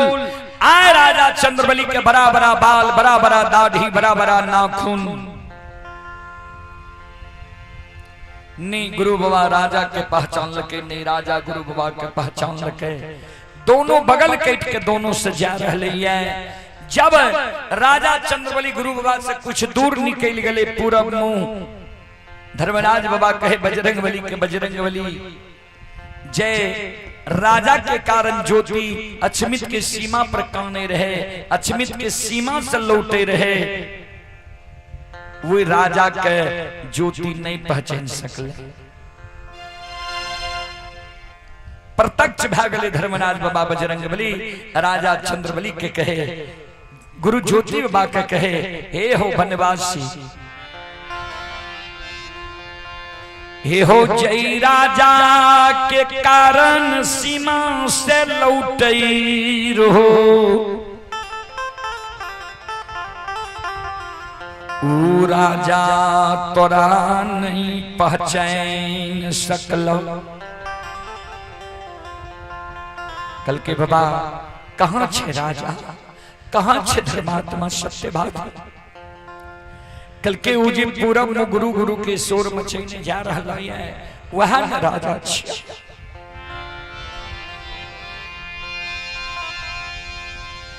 राजा चंद्रबली के दुर्दशा दे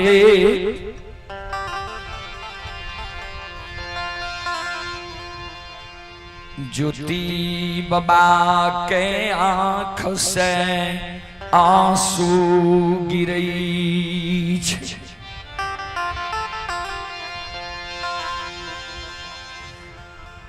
भगवान कौन दुर्गति राजा के तू कहीं ने छो।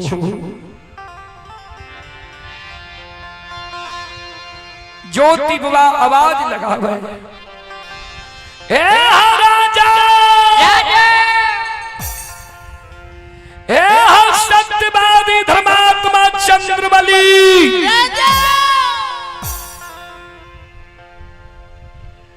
उन्हें कते गुरु गुरु के शोर मचेने जाई छो। हम तोरा द्वार जा रहे।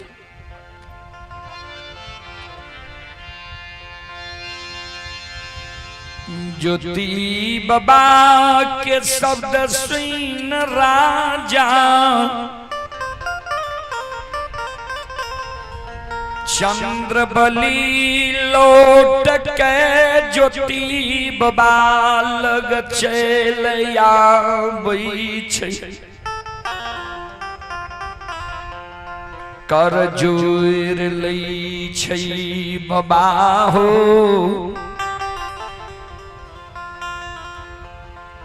क्या हमारा राजा कहे छो। हम राजा नहीं छी। आई बात से राजा चंद्रबली नहीं लौट लिये जी, हमर गुरु बाबा छी।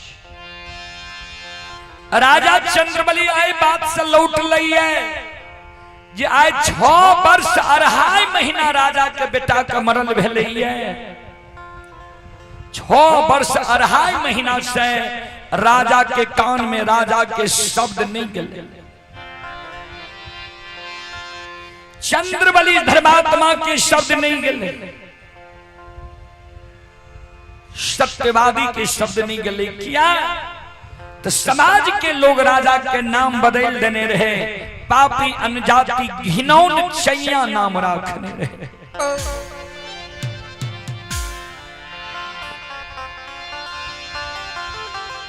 आज राजा चंद्रबली के कान में अचानक राजा के शब्द गले है, चंद्रबली के शब्द गले है, धर्मात्मा सत्यवादी के शब्द गले है। ये शब्द सुनकर राजा चंद्रबली लौट के गुरु बाबा लग चले। कर जोड़ के बाबा, क्या हमारा राजा कहे। हम राजा नहीं छियै,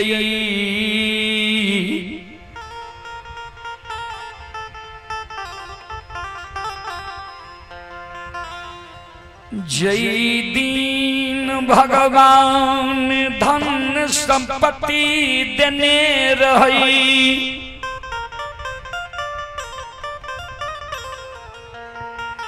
हाथी हथसार रही, घोड़ा घोड़सार रही, नौकर नौरी,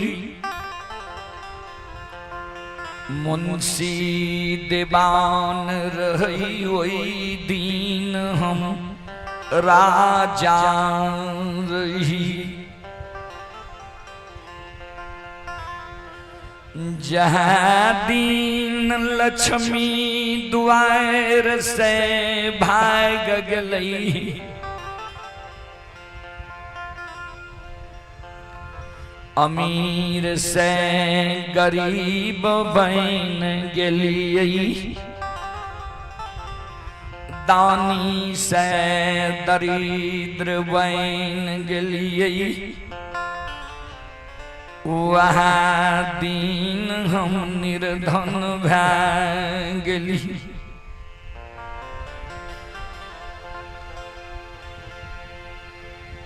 जय दिन 5 गो बेटा के बाप रही, वही दीन धर्मात्मा सत्यवादी रही। जहाँ दीन भगवान 5 बेटा के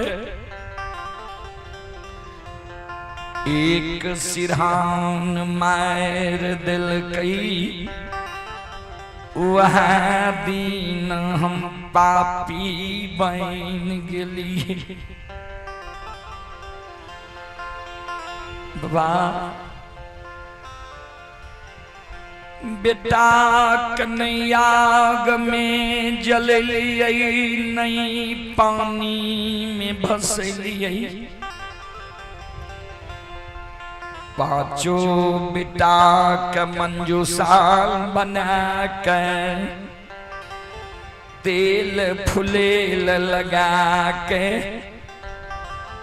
मंजूसा में राख दिली। वह दीन समाज के लोग हमरा आग पानी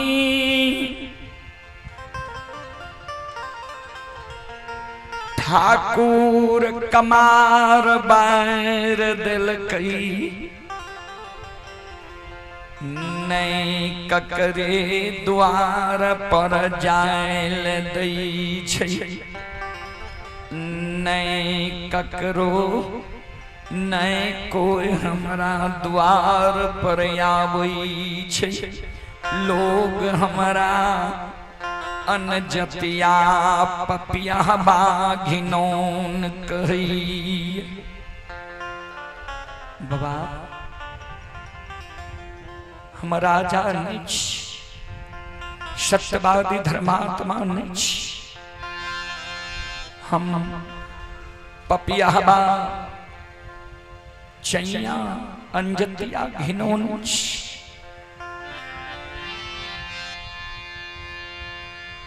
राजा के कान बसीन के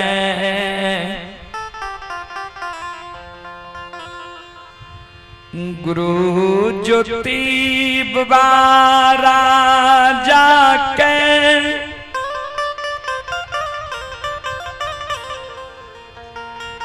धीरज बनावई राजा हो।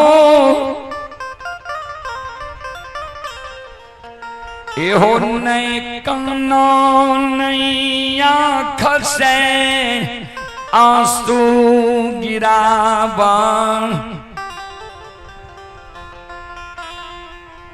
हे हो मरल बेटा के जिला दबा,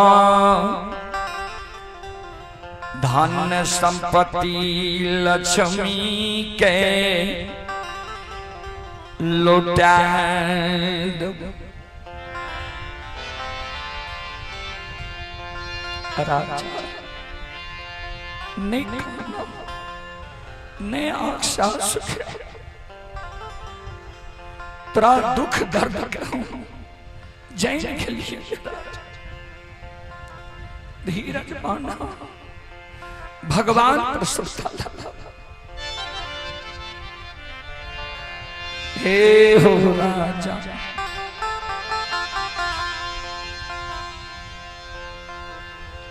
धीरज बैठ कर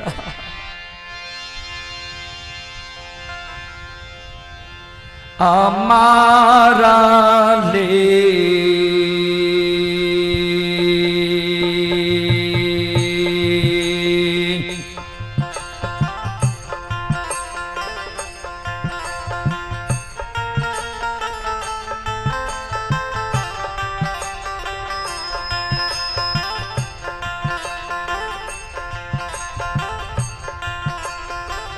राजा हो मारले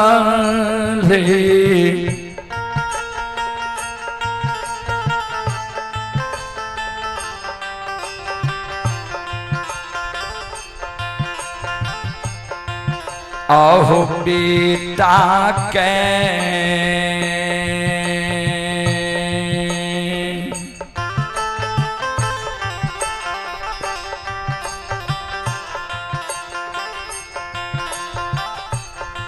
आहो चिल्लाइए देबहो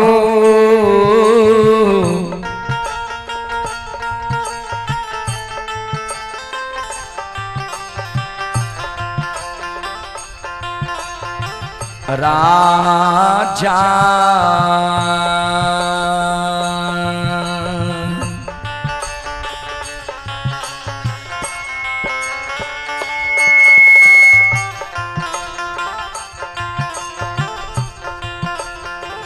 राजा हे होया अच्छा मीता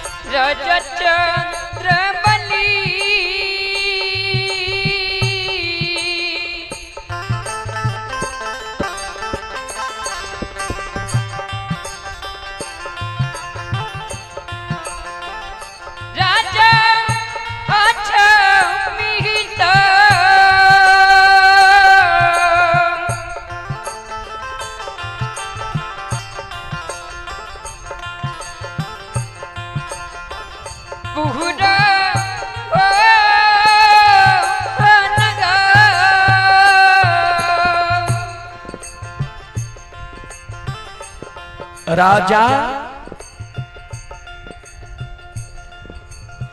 तोरा मरल बेटा के जिला देव धन संपत्ति के लौटा देव काना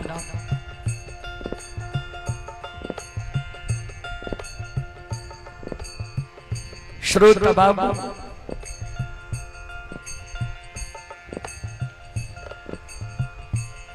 गुरु ज्योति बाबा के शब्द सुनकर राजा चंद्रबली पाछा डोल जाय छे। मुसाफिर बाबा हमरा लोभ दै छियै, यहाँ हम लोभी नहीं छियै। नहीं, हम जब लोभी रहती है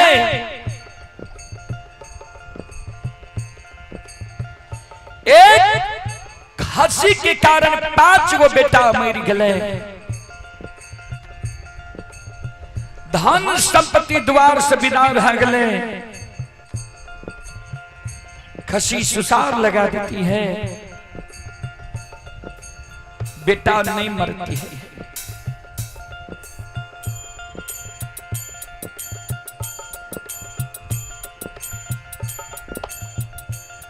बाबा इस संसार के कोई भी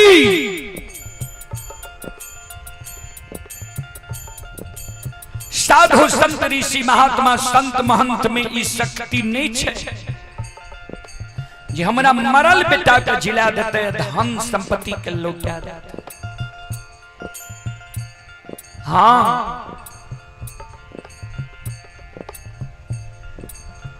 एगो महापुरुष में इस शक्ति क्षमता है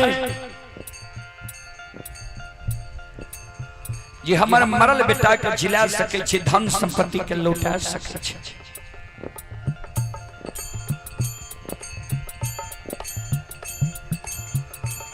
जे महापुरुष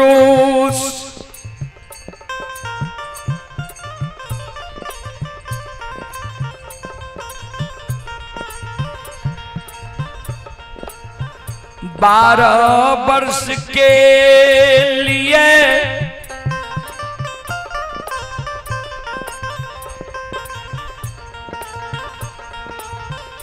वनवासी बैन के दली जंगल गेलई है।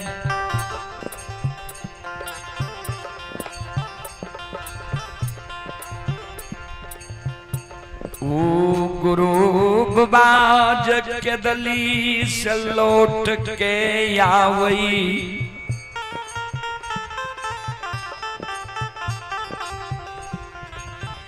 तो हमारा मरल बेटा के जिला सकइए, धन संपत्ति के लौटा सकइए।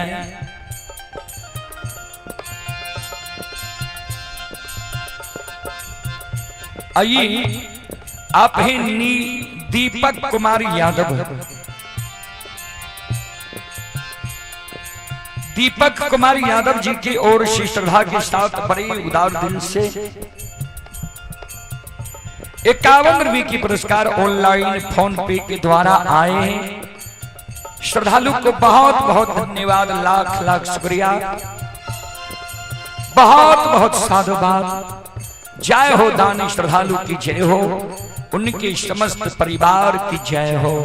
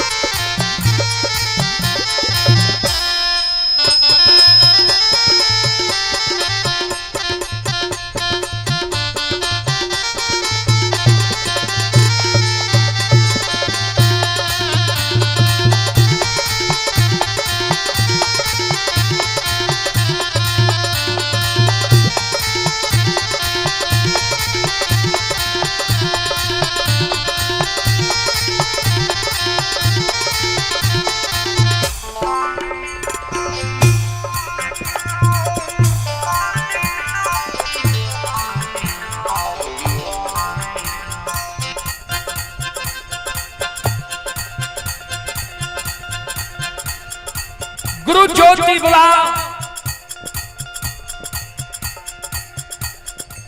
राजा चंद्रबली की शब्द सुन के कल के राजा हमारा नहीं पहचान हो, वह गुरु बाबा हम छिया केदली से बहुर के तोरा द्वार जा रहा।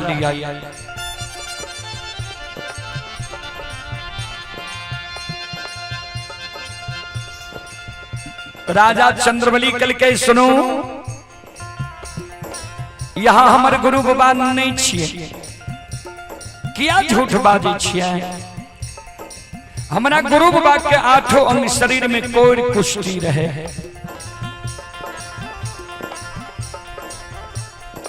हमारे गुरु बाबा केदली जंगल गले जड़ी बूटी औषधि खैने हिते कोढ़िया घाव छूट जाती है, लेकिन कोढ़िया दाग नहीं छूटे छे।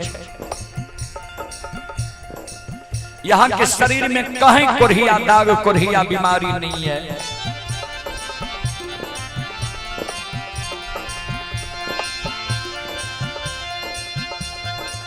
यहाँ हमारे गुरु बाबा नहीं छी। ज्योति बाबा कल के राजा विश्वास करो, जाय के बेर में तोरा हम झूठ बचन जा के गलिया रहे, याद छो कि नहीं? कल के सुनू, पूरे समाज के लोग जाने छे जे गुरु बाबा राजा के झूठे बचन जल के रहे। अई बात से प्रमाण नहीं मिले है। गुरु ज्योति बाबा कल के राजा हे हो जय दिन तोरा द्वारे लिया रहा,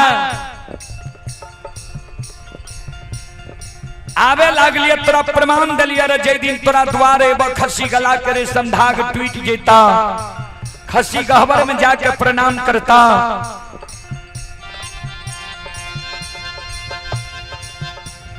खैर के खुटा उखेड़ जीता,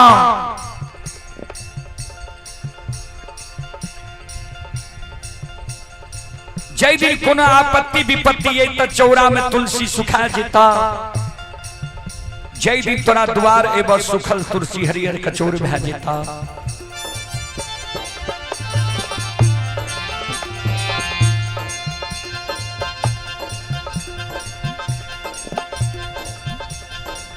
बोला खसी गला करे संधाग टूट गलक कि नहीं? खसी केदली के बात ही बैठा, एक दे खसी चले छ मनहुआ के बैस जाय छ रानी चंद्रावती। जार बेजार कहीं रहल या रानी के उखसैला पर तू बात भेल हो। ये बोलो बात सच छिए कि झूठ?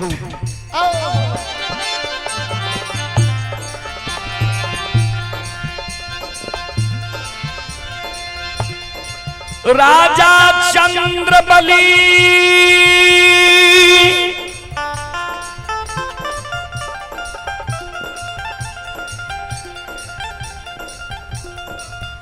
दोनों कर जोर के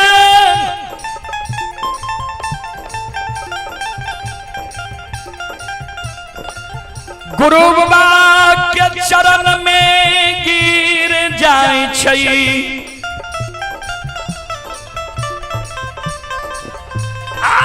ये लाई बिये ये लाई बाके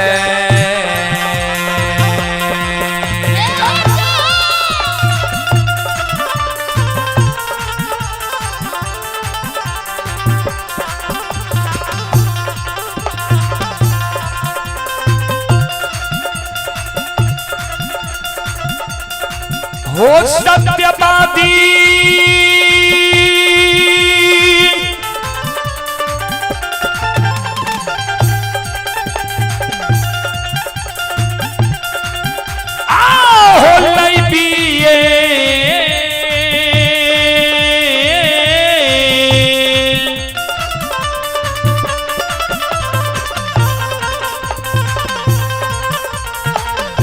हो ले बके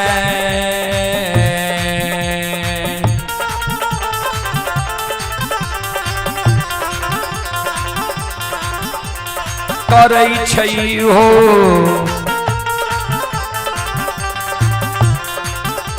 सत्यवादी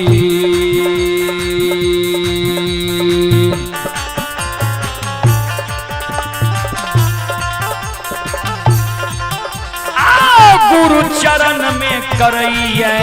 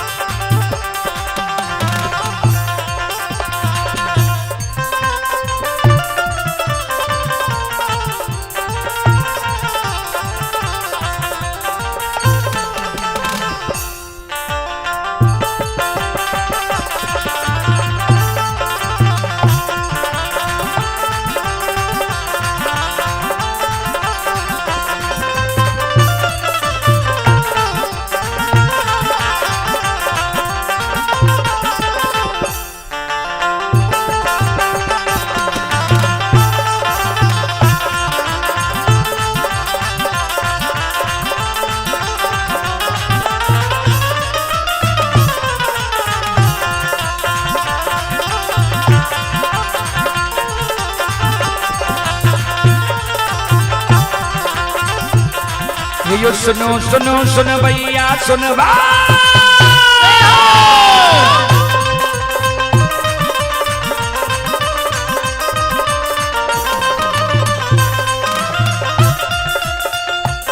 हे यो सुनो सुनो सुन भैया सुन बे यो गवैया बज भैया सुन बे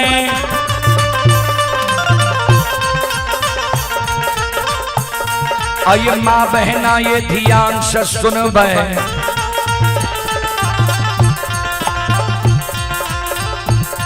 आज धर्म की बात प्रेम से सुनब ए मालिक की लीला के सुनब बरबर लीला गुस्साए रचल के माया लगल के रास रचल का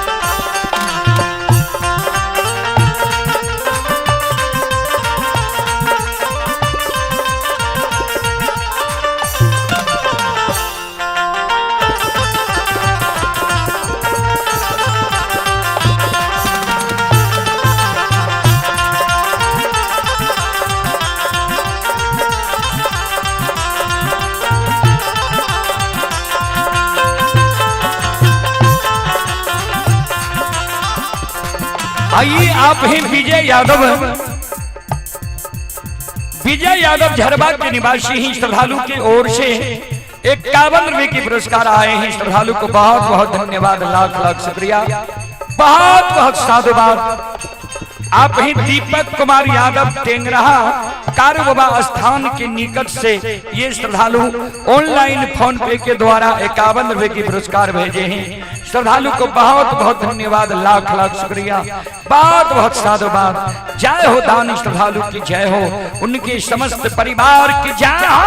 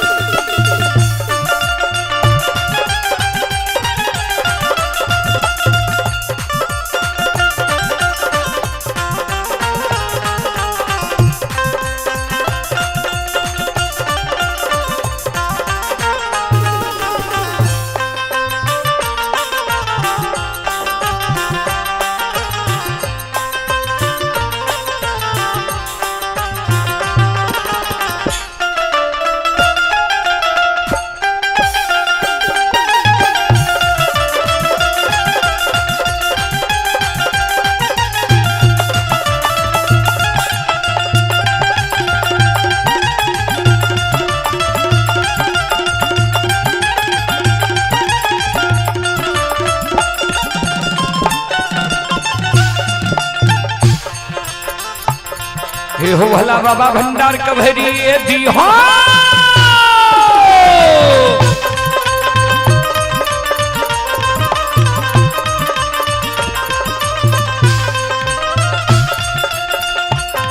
हे हो भला बाबा भंडार कभरी दी हो ज्ञान के दीप सरस्वती जलई हो आये तन से ने भूलता मन से ने छोड़ता आये शरीर में सबैया सबक गाती हो शिवल के मन के मनोरथ पूरी हो बिगड़ल काम कभी मल बनी हो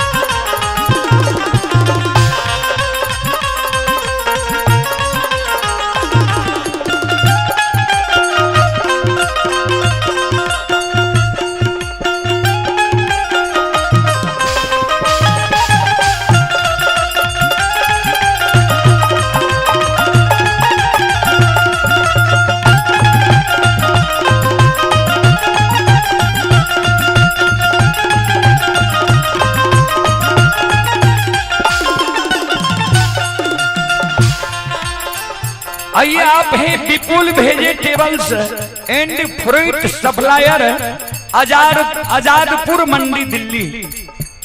Vipul vegetable and fruit supplier Azadpur mandi Delhi की ओर से श्रद्धालु के और श्रद्धा के साथ बड़े उदार दिल से 51 रुपए की पुरस्कार ऑनलाइन फोन पे के द्वारा आए हैं। श्रद्धालु को बहुत बहुत धन्यवाद, बहुत बहुत साधुवाद। और शिवजी बाबू की ओर से 111 रुपए की पुरस्कार आए हैं। शिवजी बाबू की ओर से श्रद्धा के साथ बड़े उदार दिल से 111 रुपए की पुरस्कार आए हैं। श्रद्धालु को बहुत बहुत धन्यवाद, लाख लाख शुक्रिया, बहुत बहुत साधुवाद। जय हो दानी श्रद्धालु की जय हो, उनके समस्त परिवार की जय हो।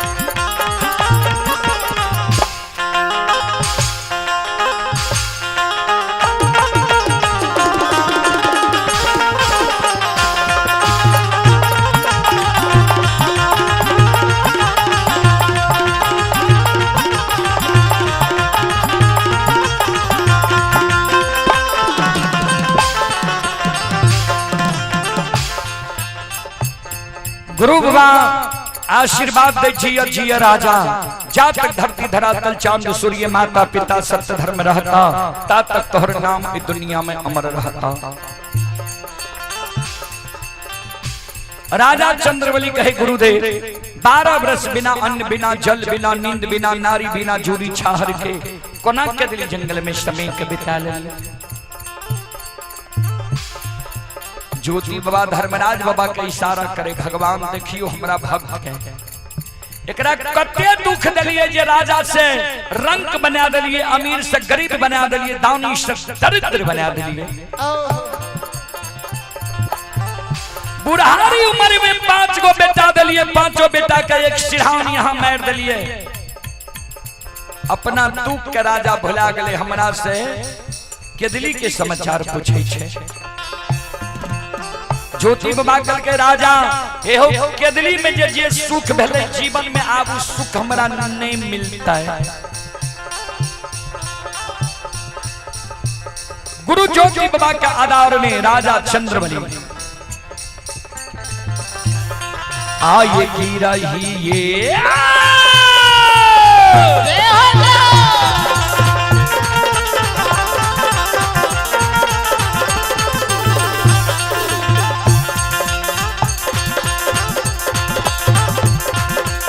या सुन भैया की रही भवन के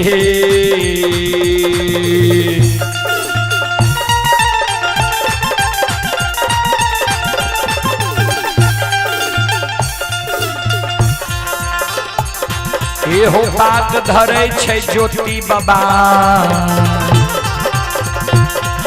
एहो जाय छे राजा के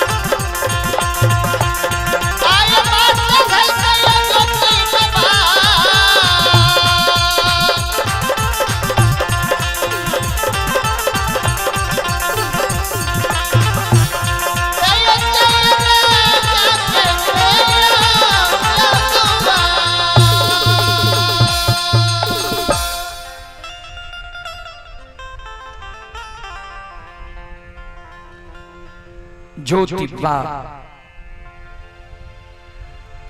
के आधार में राजा चंद्रबली गृह भवन लागे छे। रानी चंद्रावती घर से निकले छे। रानी चंद्रावती के आंख से आंसू गिरे गुरु बाबा के चरण पर गिर छे।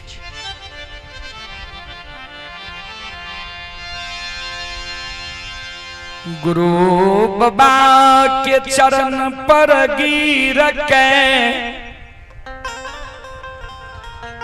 रानी चंद्रावती कानई छै।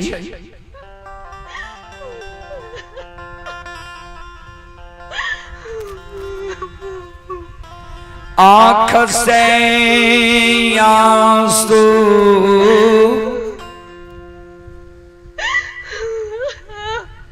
रानी के गिर रहली।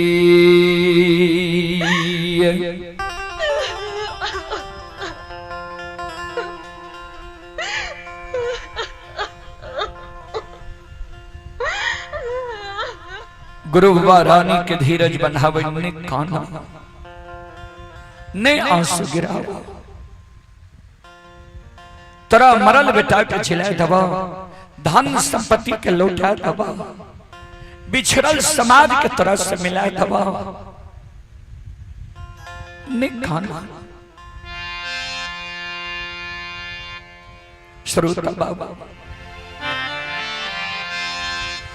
गुरु ज्योति बाबा राजा चंद्रबली के कल के चादर में अरबा अक्षत पान सुपारी तुलसी के फूल लाला चल जा समाज में, समाज के मनोरंजन प्रमुख लोग के जा दल फूल हकार दादी हो सबके बोले ने ई हो कहियो हमर बेटा जे मर गले, बेटा के नहीं आग में जले लिए ने पानी में भसे लिए ने मिट्टी में दफनी लिए, जय कारण समाज के लोग हमरा आग पानी ऐना जेना ठाकुर कमार सुतिहार बैर दल कहिए आए उ गुरु बाबा अइलैया हमरा मरल बेटा के जिला देते धन संपत्ति के लौटा देते।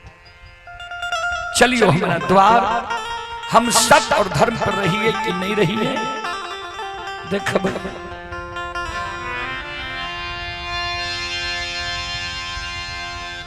राजा चंद्रबली कर झेल के बाबा हे हो समाज के लोग हमरा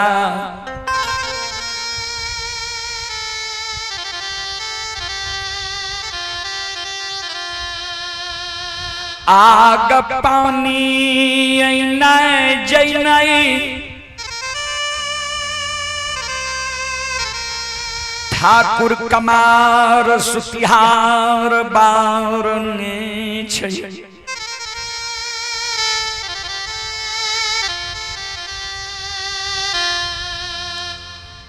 कोई नहीं हमरा द्वार आवे छै, नहीं ककरो द्वार पर हमरा जाय दै छै।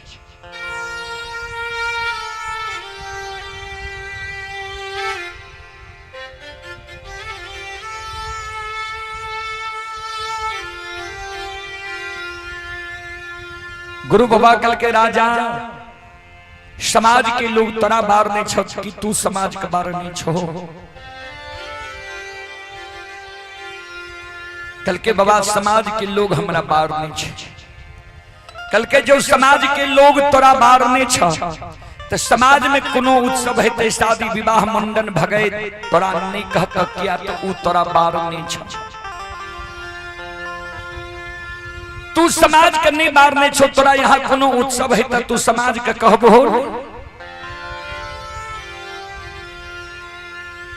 जा समाज के द्वार समाज के बुला ला। राजा चंद्रबली चादर में अरबा छत पान सुपारी तुलसी के फूल लै छै।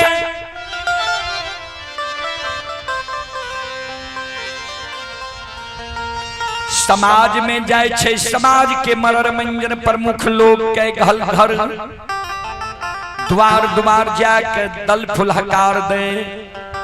कोई समाज राजा के दल फुलहकार नहीं ले रे पपियाबा रे अनजतिया केकरा पूछ के तू इस समाज में ली के कहल को तोरा इस समाज में प्रवेश करे।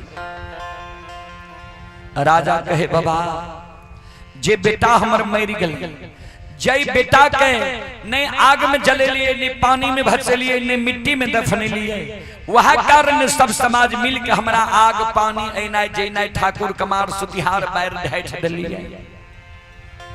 हमर गुरु बाबा अइले के दिली जंगल से वही मरल बेटा के जिला देता है धन संपत्ति के लौटा देता।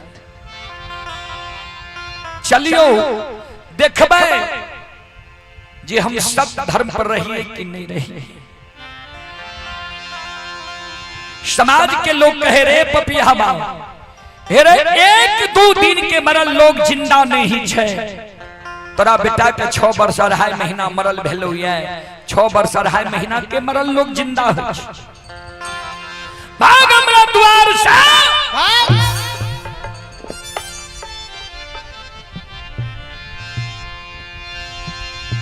जे करे द्वार राजा जाय छै वह राजा के डांट फटकार के द्वार से भगा दै छै। राजा भागल आवे रहे 2-4-10 गो बच्चा राजा के पाछा लग गए जना पागल के पाछा बच्चा सब लागे छै।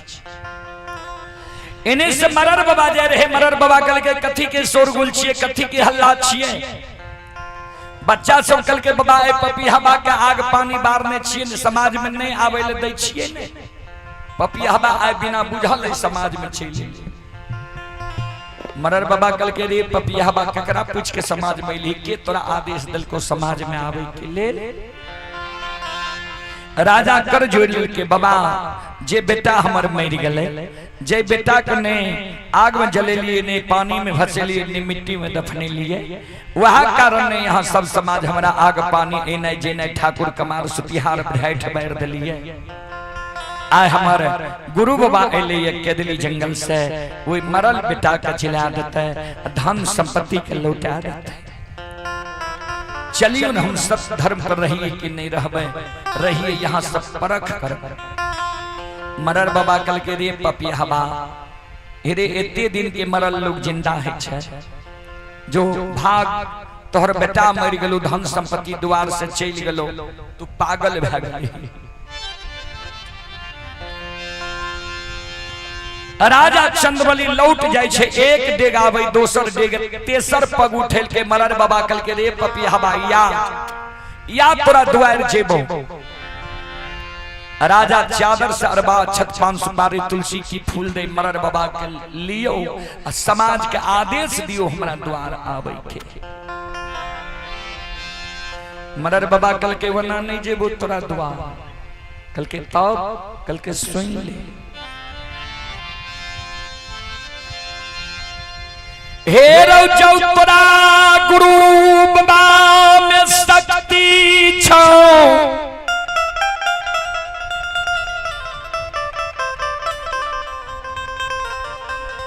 जो तोरा गुरु बाबा में क्षमता छो पांचों मरल का बेटा के जिला दतो धन संपत्ति के लौटा दतो वह पांचों मरल का बेटा जदल फुलहकार लाके समाज में तो समाज में घूम घूम के सब के दल फुलहकार देतो जे समाज बाबा हो चलियो हमारा द्वार रे पपिया अरे अंजतिया तब हम सब राजा रहे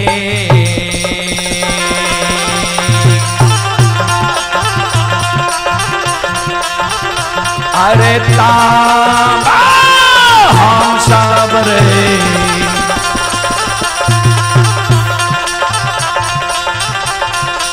जय बो राजा पपिया बारे आ जय बो राजा बारे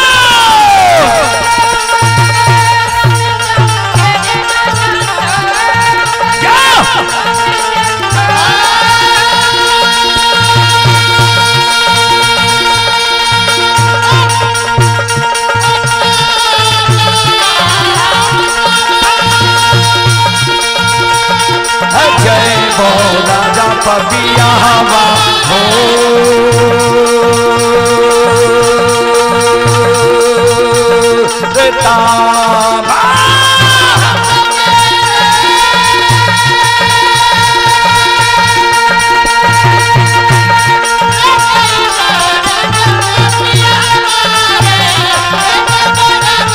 हो माया केरी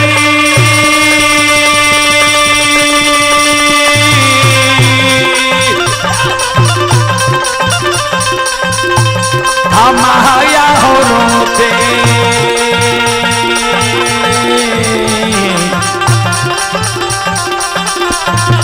आय हो कालिदास डोला माया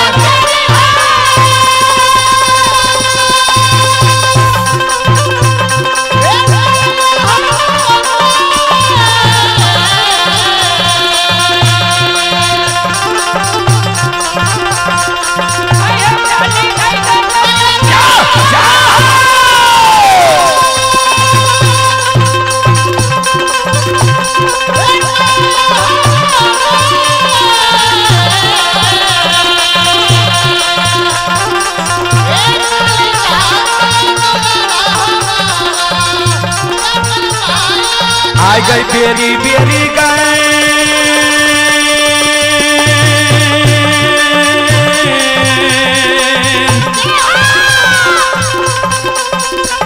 आप जय के रहिया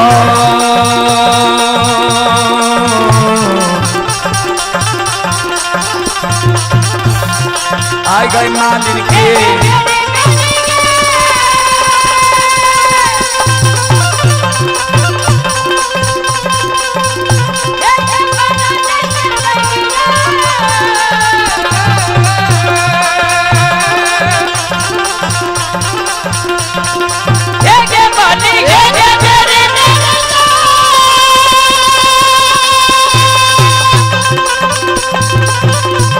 नाल के टोन का मतलब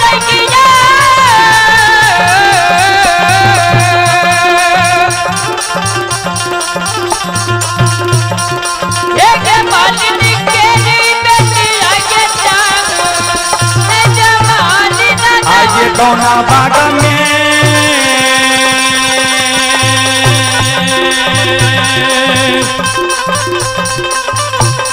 आई तई मलिनिया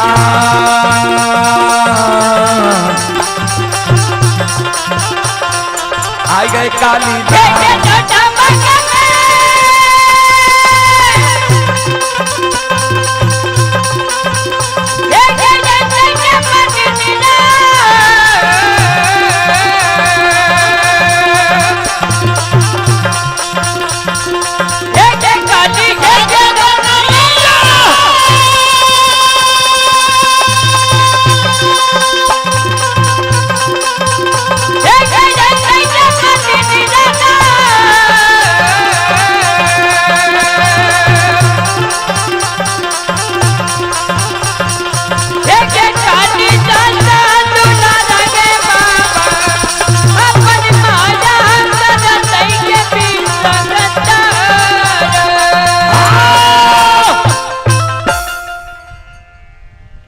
मरल बाबा कल कहे वहां पांचों मरल का बेटा जे तो दल फुलहकार लाके तब तोरा द्वार जेबो नीते नहीं जेबो राजा चंद्रबली मरर बाबा के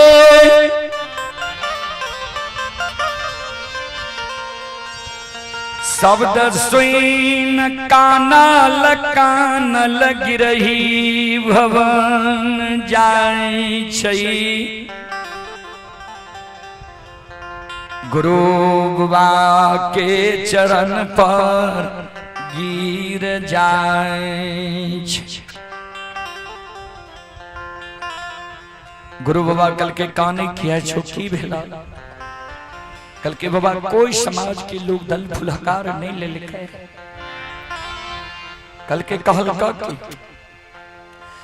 के मरर बाबा कहल के जाओ तोरा गुरु बाबा में शक्ति क्षम जात छो पांचों मरल बेटा के जिला दे तो धन संपत्ति के लौटा दे तो वह पांचों मरल का बेटा जो जिंदा है तो पांचों मरल का बेटा जो समाज में तो दल फुलहकार दैले तब तोरा द्वार जेबो नहीं जेबो।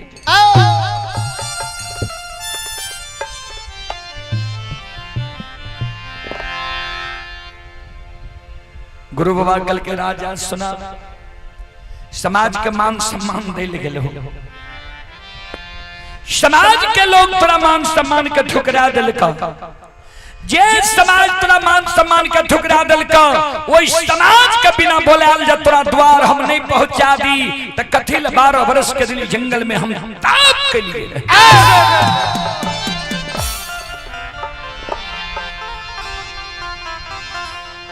हे हो पांचों बेटा के मंजूषा से निकालो पांचों बेटा के गंगा जल से नहाबो आंगन में आखर गाय के गोबर के चौका दे दो सिंदूर पिठार छीट दो बेटा के उत्तर दक्षिण के सुताबो चादर ओढ़ा दो धूप दीप अगरबत्ती जला दो दोनों प्राणी कर जुड़ के खराब है जा ठाकुर जी धर्मराज बाबा के कहो भगवान दुखिया के दुख कह रहियो हमरा से जे गलती भेले ओकरा माफ कह दियो हमरा दीन के लौटा था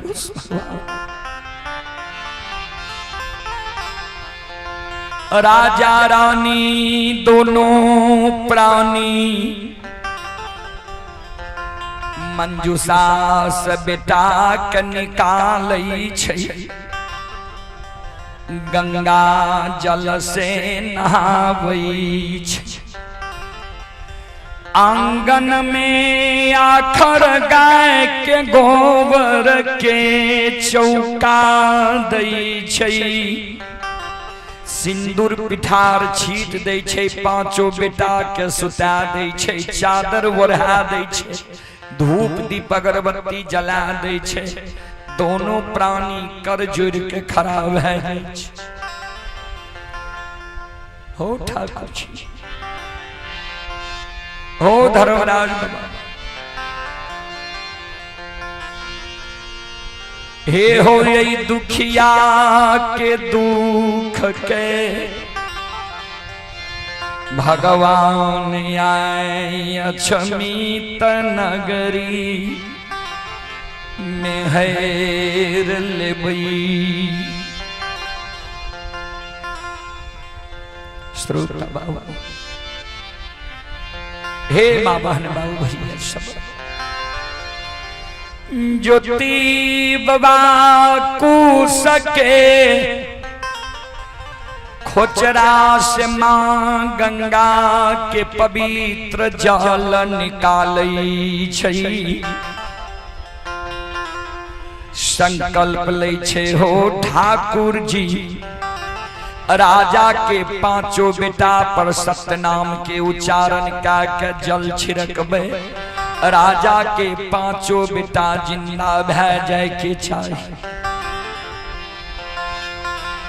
अगर राजा के बेटा आए अछमितपुर नगरी में जिंदा नहीं था, राजा चंद्रबली की धन संपत्ति नहीं लूटता। भगवान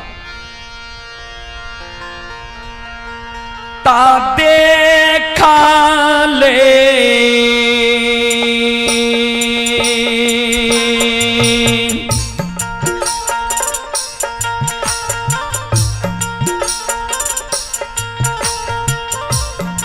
लीलाधारी हो,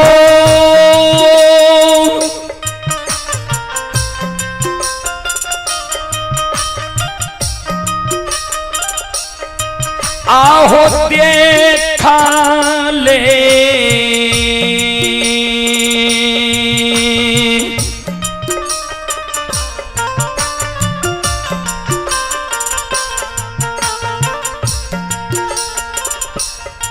आहो बाटिया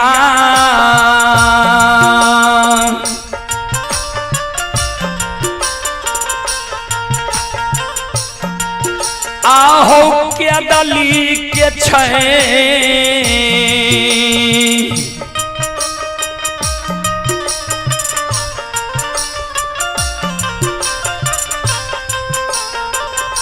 ठाकुर जी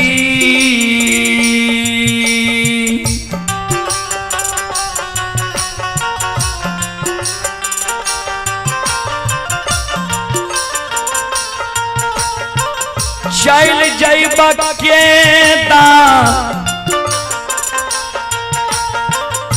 ली हो,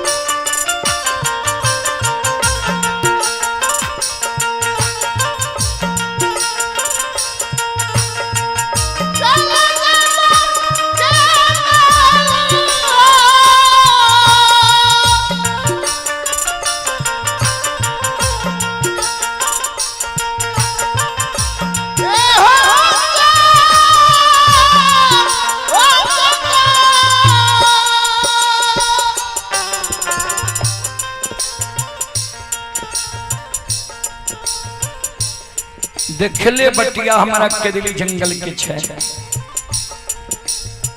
लौट के केदली जंगल चल जेबा धर्म में कलंक लगा दबा कोई नहीं कलयुग युग में धर्म के नाम जप जपा।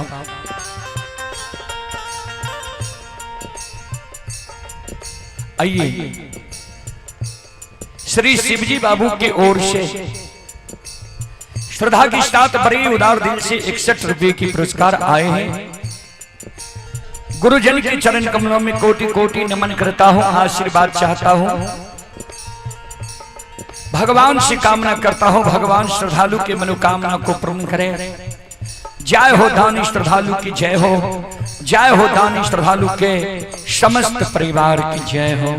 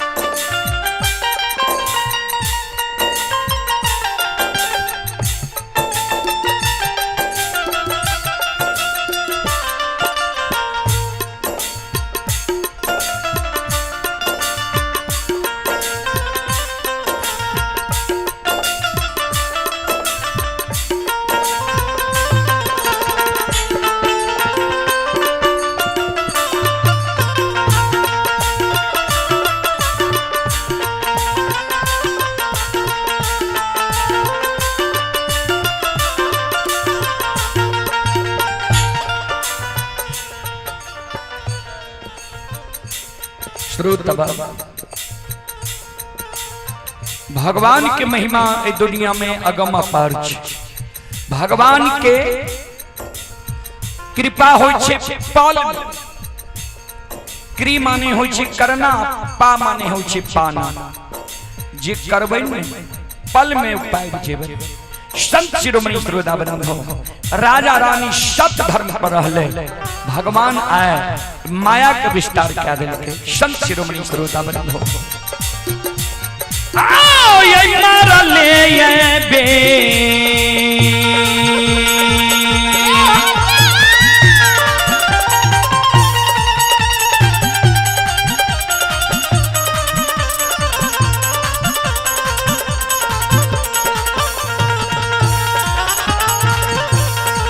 हमरा सबके बढ़िया बाजा या बढ़िया बजबै वाला चाहिए। जेकरा बाजा में डिफॉल्ट रहे छे बाजा वाला अपना जा घर में सुत रहे छे। कोई बच्चा के दे देलके जोकरा कुछ एबे नहीं करता। संत शिरोमणि श्रोदाबंद हो आओ ये मारा ले ये बेटा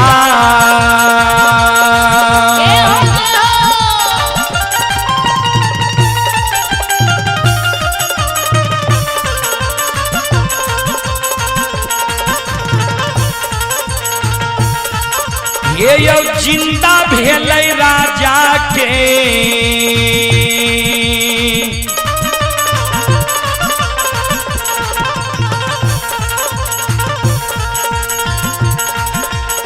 यो भेलै अच्छा मीता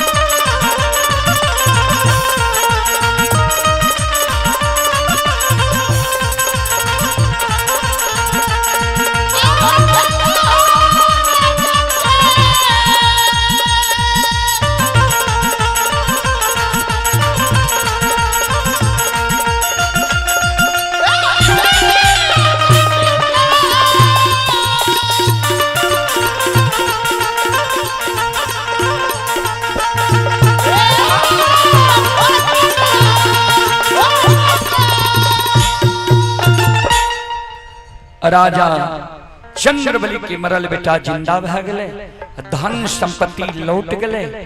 बाबूजी कवि लिखलखिन है, कर्म प्रधान विश्व रचि राखा, जो जस कर तस फल चाखा।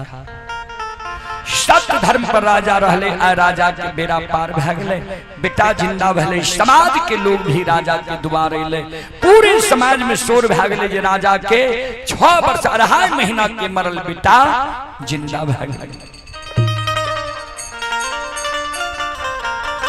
सज्जन वृंद ता ओई जगह से अब गुरु बाबा पोपी नगरी जैते राजा चंद्रबली के यहाँ से विदा लेते।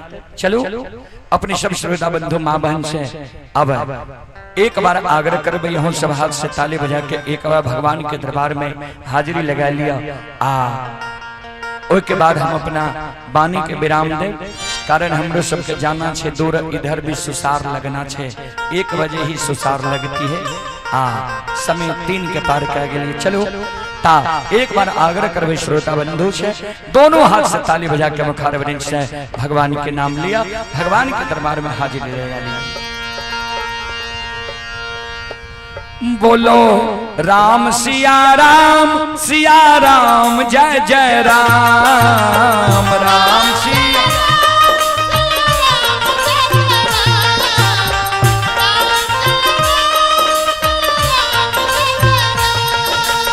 हो।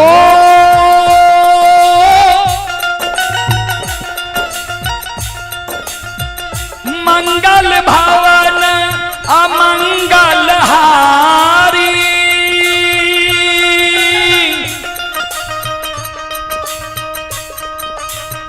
तारबहु दशरथ अजीर बिहारी, राम सिया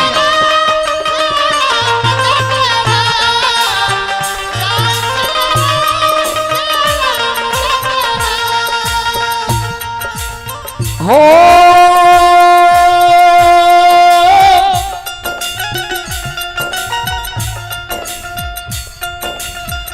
दीन दयाल बिरध संभारी,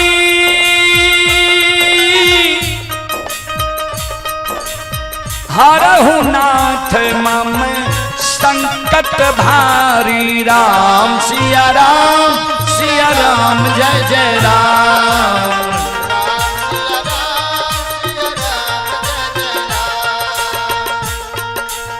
हो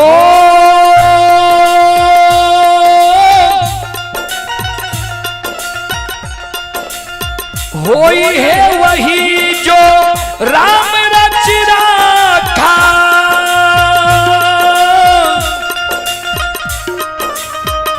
तो करी तार के बढ़ा वही शाखा, राम सिया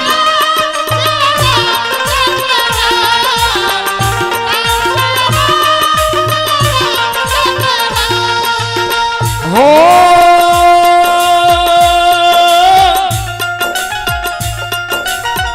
धीरज धर्म मित्र अरुणारी,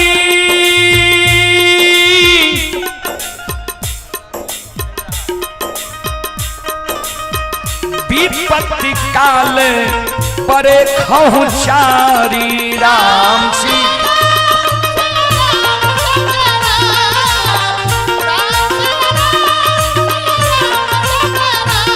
बोलो राम सिया राम, सिया राम जय जय राम, राम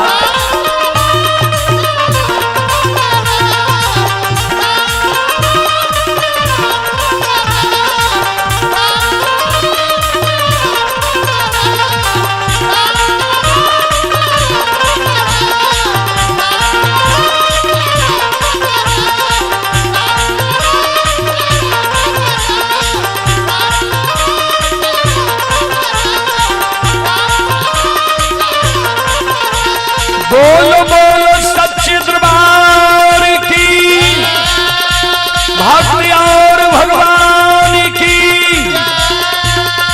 महारुद्र बजरंगबली की, उमापति महादेव की, बाबा जी की, Sant Baba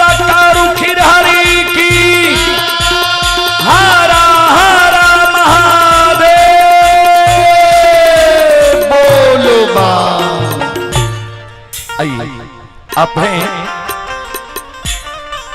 Vipul vegetable and fruit supplier new सब्जी मंडी आजादपुर दिल्ली श्रद्धालु की ओर से 51 रुपए के पुरस्कार आए हैं और श्री राजेंद्र प्रसाद यादव गुरुजन के ओर से श्रद्धा के साथ बड़े उदार दिल से अंतिम में 101 रुपए के आशीर्वाद हमारे मंडली के लिए आए हैं। गुरुजन के चरण कमलों में कोटि कोटि नमन करता हूँ, आशीर्वाद चाहता हूँ, भगवान से कामना करता हूँ, भगवान श्रद्धालु की मनोकामना को पूर्ण करें। जय हो दानी श्रद्धालु की जय हो, उनके समस्त परिवार की जय हो। चलो ता अपने सब श्रोता बंधु माँ बहन से अब क्षमा चाहब, माफ करियो। जे भी श्रोता बंधु लाइव में यूट्यूब फेसबुक पर जुड़ल छिए, यहाँ सबसे हम क्षमा चाहब, माफ करियो। फिर रात्रि में हमारा सबके लाइव कार्यक्रम चलत भवानीपुर सिंहेश्वर स्थान जिला मधेपुरा से ता सब श्रोता बंधु के लाइव यानी ऑनलाइन और ऑफलाइन सुने वाला का बहुत बहुत धन्यवाद, बहुत बहुत साधुवाद। बोल बोल साक्षी दरबार की।